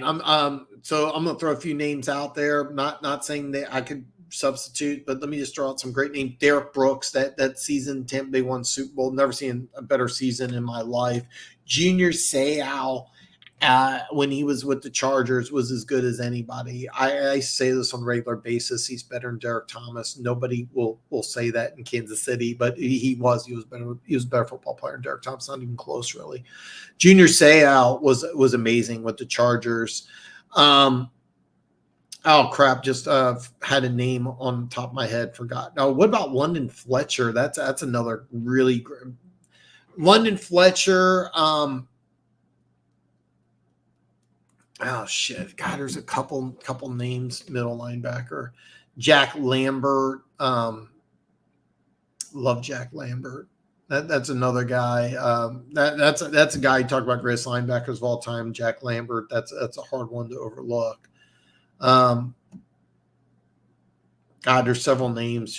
I'm just drawing blanks on. But what a great list here. I would probably start with Lewis.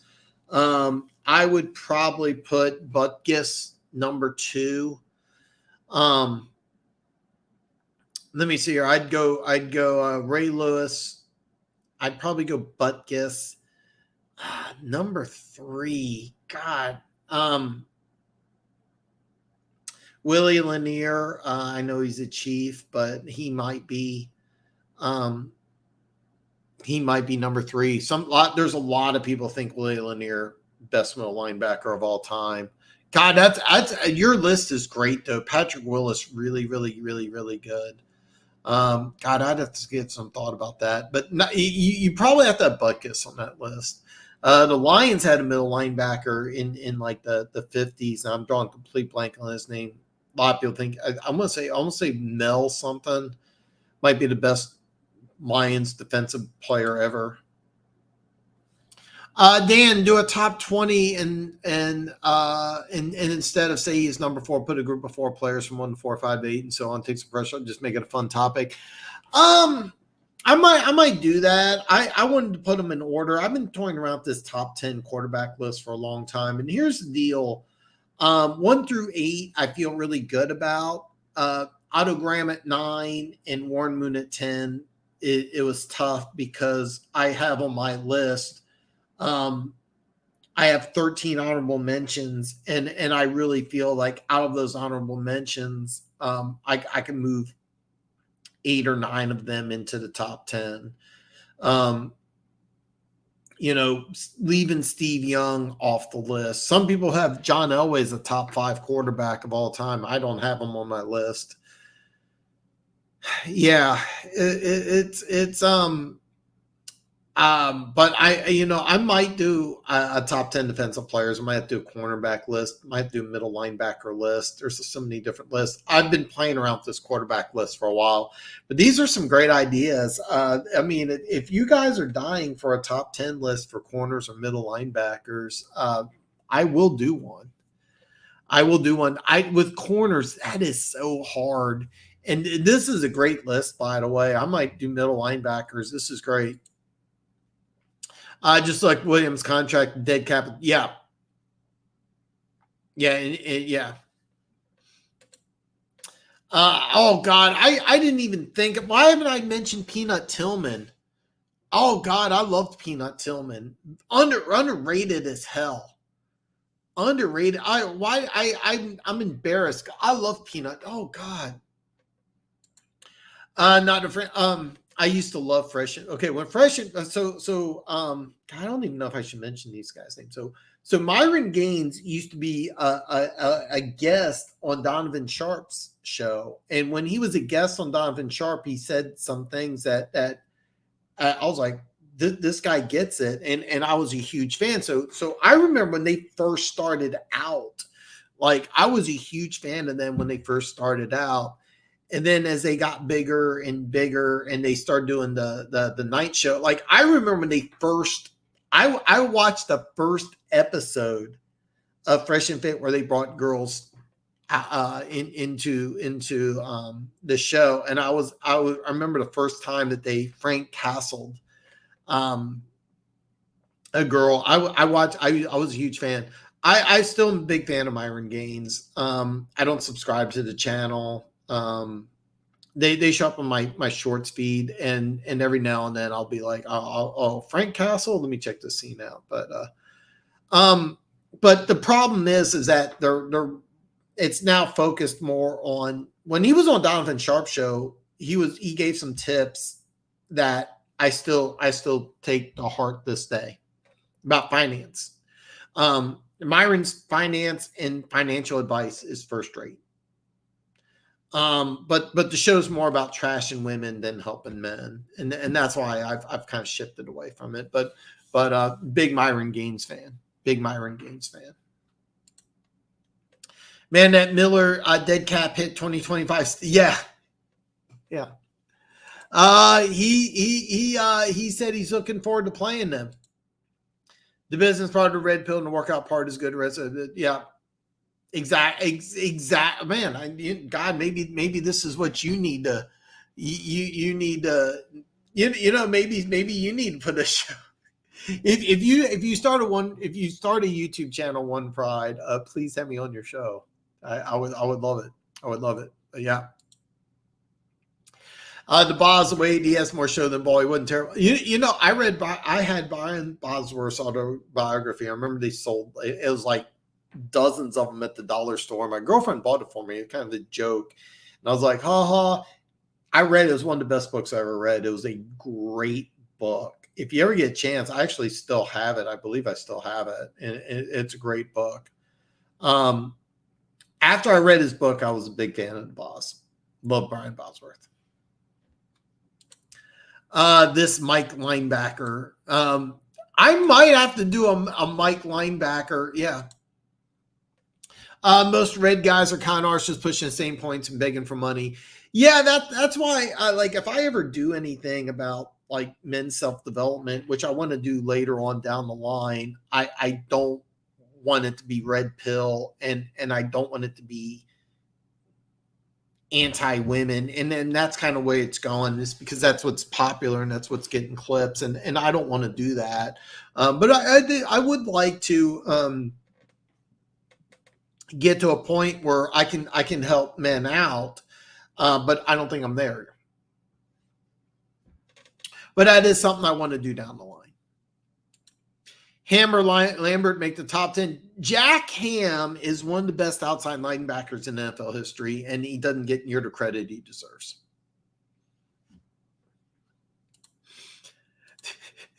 Top 5.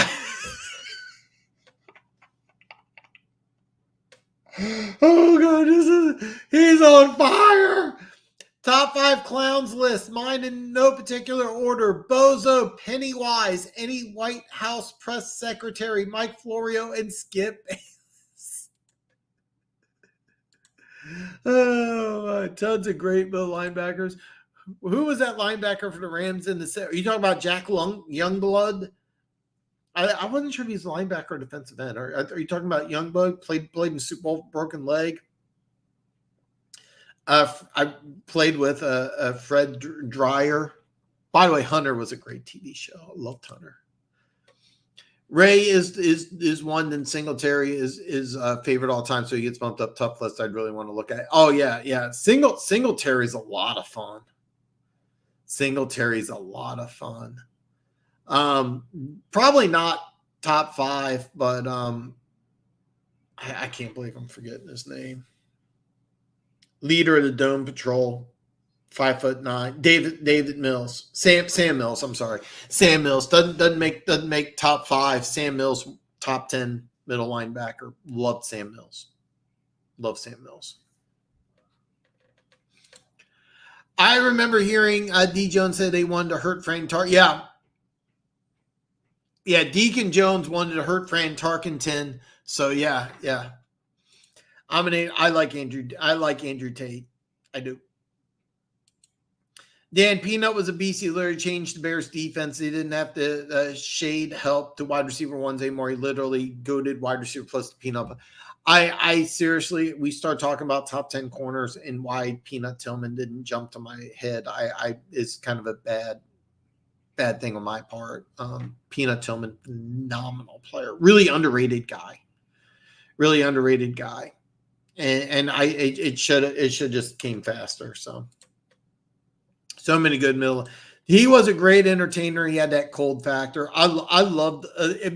After I read his autobiography, loved the Boz. Became a huge fan.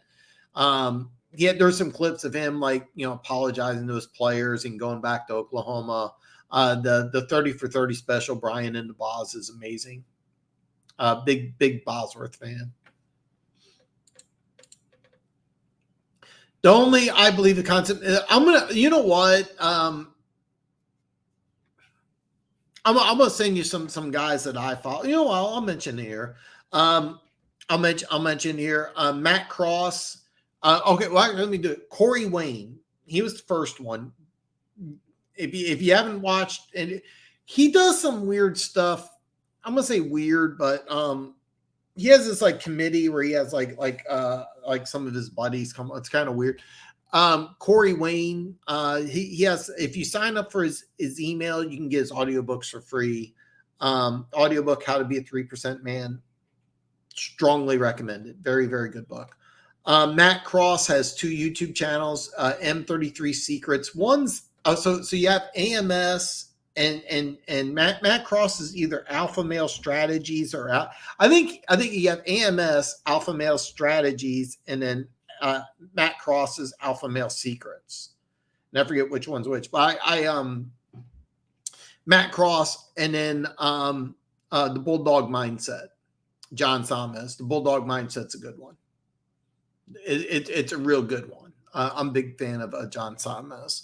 Those 3 are three of my keys. When I'm not focused on football, those are my YouTube list. So it is. I can't stand it. Well, here's the deal: the Reds kind of switched to black. I wouldn't even know where to begin, man. I wouldn't know where to begin. I mean, dude, seriously, you're completely on fire, but yeah, I wouldn't know. Yeah.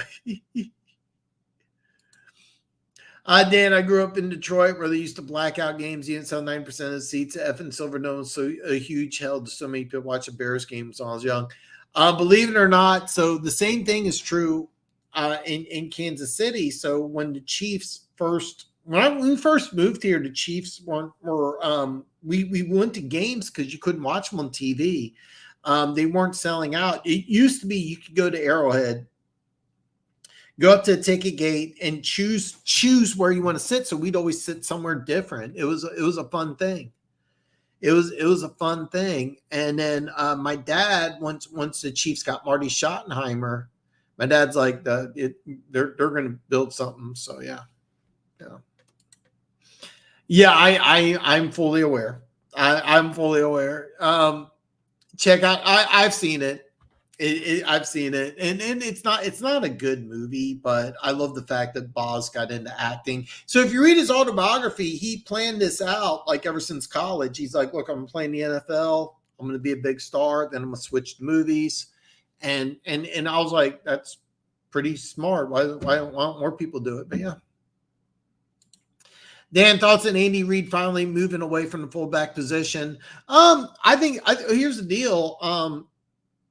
One thing that Andy Reid does is he changes with the times. If you watch the offense that he ran with Donovan McNabb, it's different than the offense he ran with Michael Vick. It's different from the offense he ran with Alex Smith and Patrick Mahomes. So he's just evolving. And I think that what they do is they're just seeing what Patrick Mahomes can do, and they're like, no. We just, don't need a fullback. We got Mahomes. And, I mean, I have a hard time believing Andy Reid's going to go somewhere else and not coach with Mahomes. But I mean, if he ever gets a different quarterback for whatever reason, which I don't see happening, he might institute it back. So, okay. So, the new kickoff rule, if I remember right, I'd be honest. I remember hearing about it. I remember reading about it off the top of my head. I don't remember what it was, but it was basically you can. I think it's fair catch. You get it. You know what? I drew a complete blank. All right, let me just look this up real fast. I'm sorry. New kickoff rule. I drew a blank on it. Any fair catch should be placed at 25-yard line. All right. Sooner or later, special teams is going to be eliminated from football.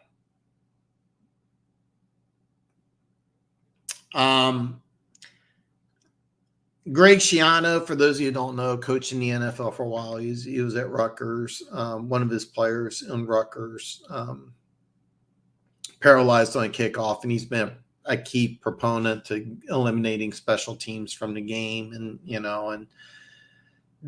it's just a matter of time before special teams is just phased out of the game. We're punts and, I don't know what they're going to do with punts, but sooner or later, punting, kickoffs, it's going to be gone.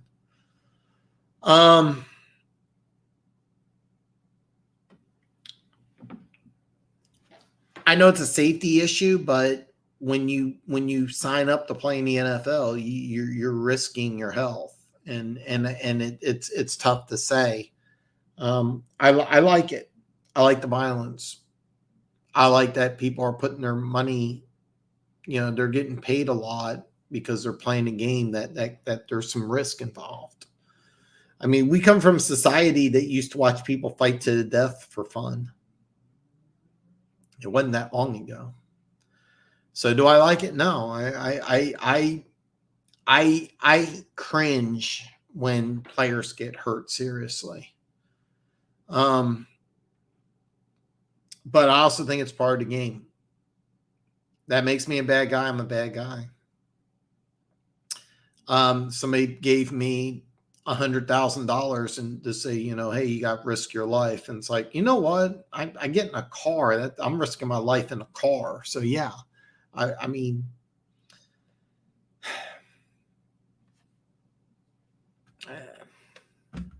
I don't like it. And the reason why I don't like it is because it's just a matter of time for special teams eliminated, and I think it's a key part of the game.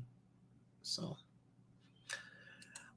you've told me about that. I think I subscribed, but I haven't really been watching those 3 channels I gave you. Those are 3 stalwarts. Matt Cross though has been doing. He comes out in video almost every day. And what he's been doing is it's kind of women bashing, but it's also kind of smart. Like he had one today. The girl talks about, oh, well, I did my dirty 30. And he's like, listen, if a girl uses dirty 30, stay away from her. And she went on a Vegas trip. She cheated on her husband. And she said that, well, he got me therapy. And then he goes, listen, if you're, and so like it's women bashing, but it's also some smart decisions. Like, if a girl says, oh, I had my dirty 30, and like stay away from that girl. So do check out Matt Cross. His last video is pretty good. So Keys, he must be scared of week 1. He doesn't want to give the Lions anything. Starting to not like whatever. I haven't watched that, but do check out Matt Cross. You're really going to like it. Yeah. Feels like the NFL makes rules. Well, what it is that how they do it's actually really smart. They have a competition committee, and I think Bill Belichick runs it, and they introduce rules each year, and then the rules that gets voted on, and then they try to implement them. But I really like how they've done it so far. But the phasing out special teams is something that's just going to happen, and it's something I really don't like. Wait, you can say that, but if I rewind it backwards, it filters. Andy's fullbacks are getting a lot of special team snaps and only 4 to 6 snaps a game anyway over the past 5 years or so. Kick returners can fair catch inside the 25, no start. Sorry. Yeah, and I don't know when. It could be as soon as 5 to 10 years from now, but soon special teams is going to be eliminated, and I'm not a fan of it. Fullback position, yeah. NFL just doesn't even showing up by the XFL, but the XFL between bankruptcies has always been more innovative. They need to. I kind of wish the NFL would just come out and say, "Look, it's a violent game. We know the risks, and let's deal with it." But instead, they're trying to implement more safety standards, and I don't think we should. I think that we should say, "Hey, look, it's a violent game. We're a violent culture," and it's going just the opposite. But that's just how it is. That's what it's going to be sooner or later. Sooner or later, it's going to be kickoffs are going to be eliminated, just 25, and that's what's going to happen. Yeah. It's sad one, Pride. I love Kyle Juszczyk. I'm butchering that name and the way Shanahan has used him. And I think there may be a resurgence where you get a guy like Taysom Hill and Kyle Juszczyk. Oh, God. I met Tony Richardson. He was awesome. I met Tony Richardson in person. Tony Richardson was awesome. Kimball Anders was awesome. Excellent receiver. Yeah, it just sucks. Yeah. I remember vintage Veach. Really? I used to do demo. Demo? I don't know what that is. I didn't make anywhere near the money they do or did. I could have died or seriously got hurt every day. I have no sympathy when football players cry about it. I don't either, man. Look, if you take a player who says, look, I want to quit because it's dangerous, Nasir Adderley, former second-round pick, loved him coming out of Delaware. He retired from football at 24, said his health. I don't blame him. I don't think anything negatively of him.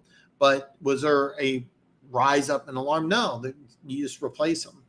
And that's the thing. If you're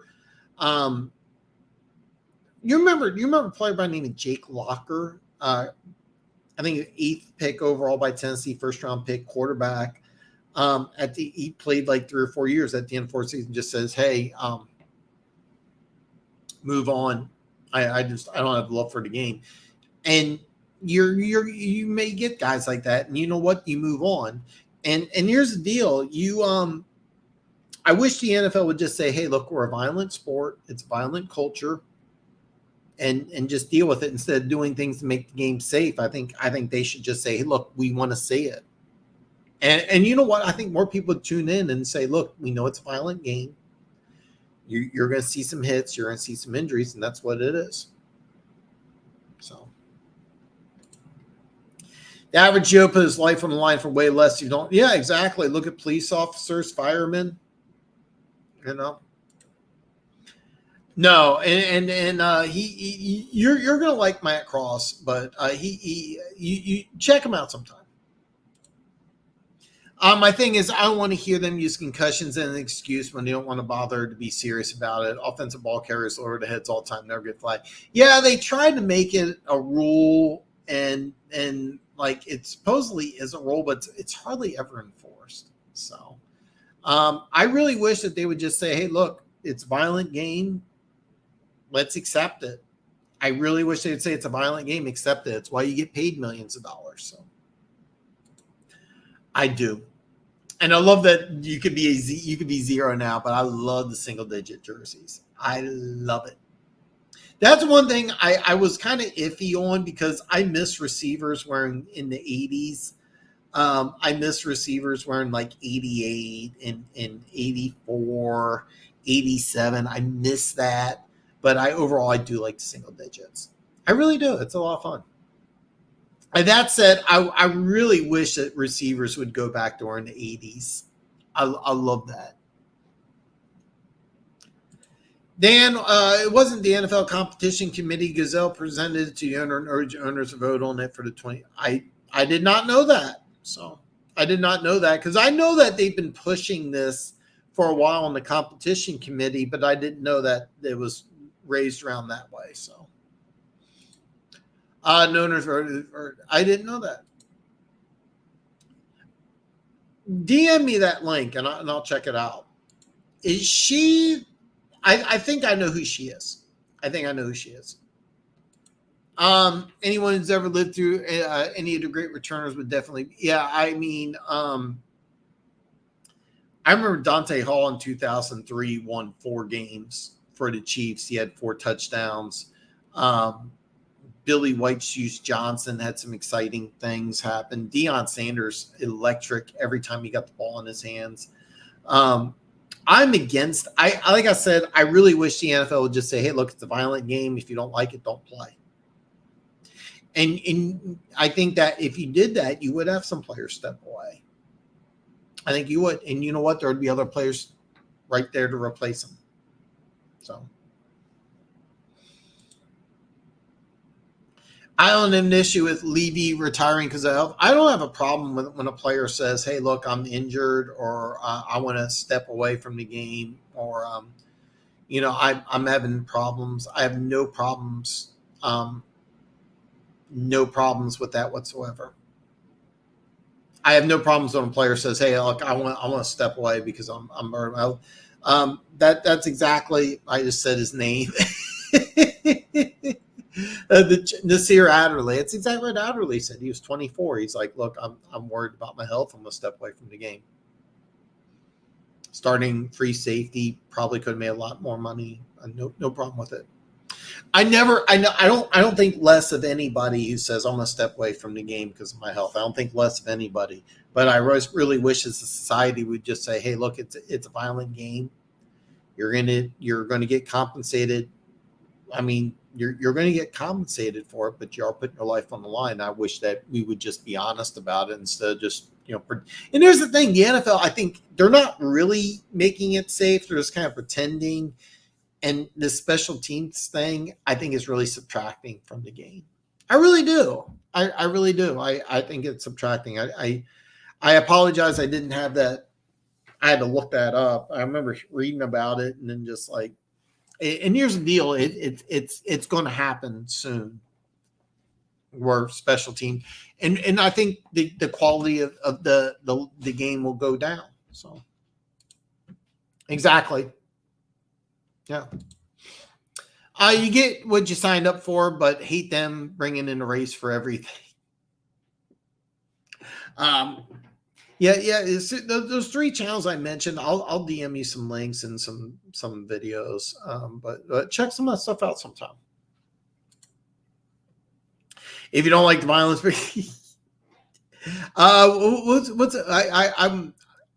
I'm drawing a blank on the guy's name. He was a basketball player trying to make it into the PGA, and I hope he does. I would watch him, but I mean, I remember Bo Jackson saying, he would train his son to golf. I don't have any kids myself, but I think if I did have a kid, the one sport I think I would really push, like male or female, would be track. I would push for track, and the reason why is I enjoy running to this day, but I think baseball might be too expensive. Believe it or not, to get a child involved in golf is cheaper than getting a child involved in baseball. But if I ever did have a son, which big if, I would push for football. My sister, she would not let her son even look at a football field. Luckily, he has no interest in sports, and it's a shame because he's a big dude. Like he's a big dude, but I mean, I don't know if he's athletic or not. But my sister's like, he'll never play football. I was like, okay. But any kid I would have, I would get involved in track because I enjoyed it, and it's still something I do to this day. I enjoy being out on the track. So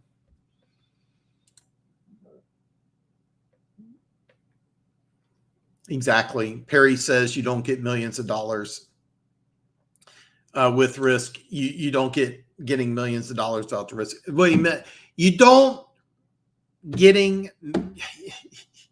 All right, so basically, you don't get millions without putting the risk of injury, and that's what it is. You know what? I mean, I always cringe when a player gets hurt. I do, but it's the price you pay. I mean, I'm a big fan. I've watched Spartacus several times. Gladiator is a good movie, but I mean, we come from society where not too long ago we were killing each other in arenas. So, I cannot pronounce that. It's the most dangerous sport. They don't make. I am not familiar with that at all. Dan has a lot of sons out there from hooking up with Big Berthas at the Katy Perry concerts. He has noticed that.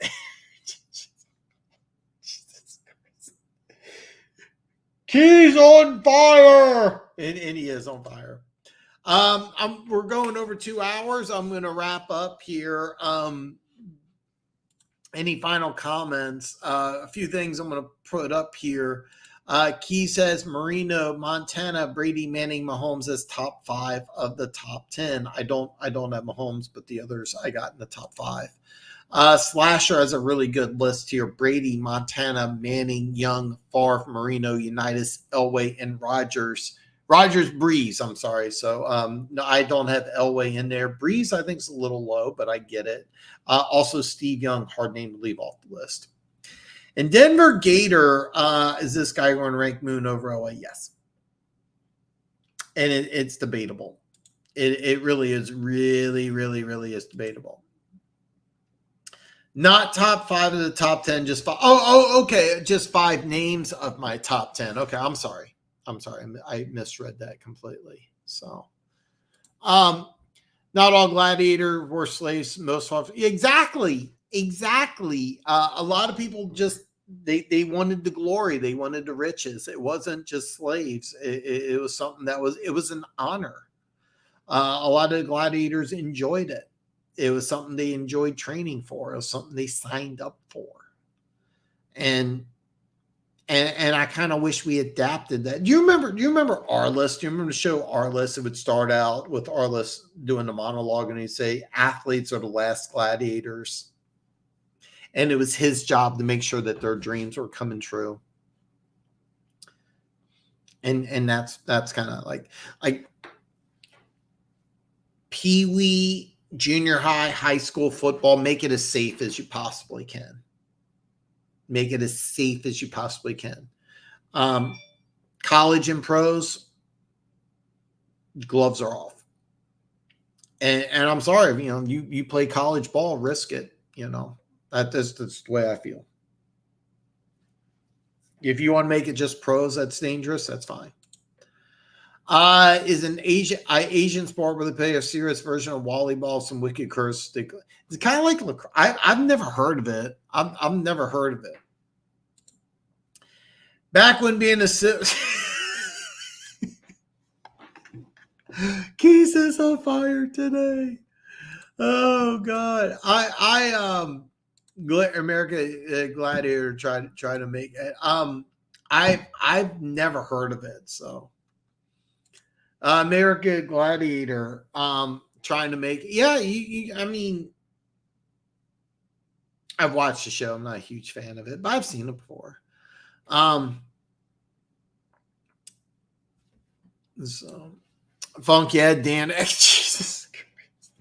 All right, I'm gonna wrap up at that. So just to recap, my top 10 quarterbacks of all time: Warren Moon, Otto Graham, Brett Favre, Drew Brees, Aaron Rodgers, Dan Marino, Peyton Manning, Joe Montana, Johnny U, and Tom Brady at number 1. I'm going to check it out, and I want to thank everybody for joining tonight. I had a great time. I hope that you had a great time. I might have to do a top 10 defensive player, middle linebacker, corner list. These are all great lists.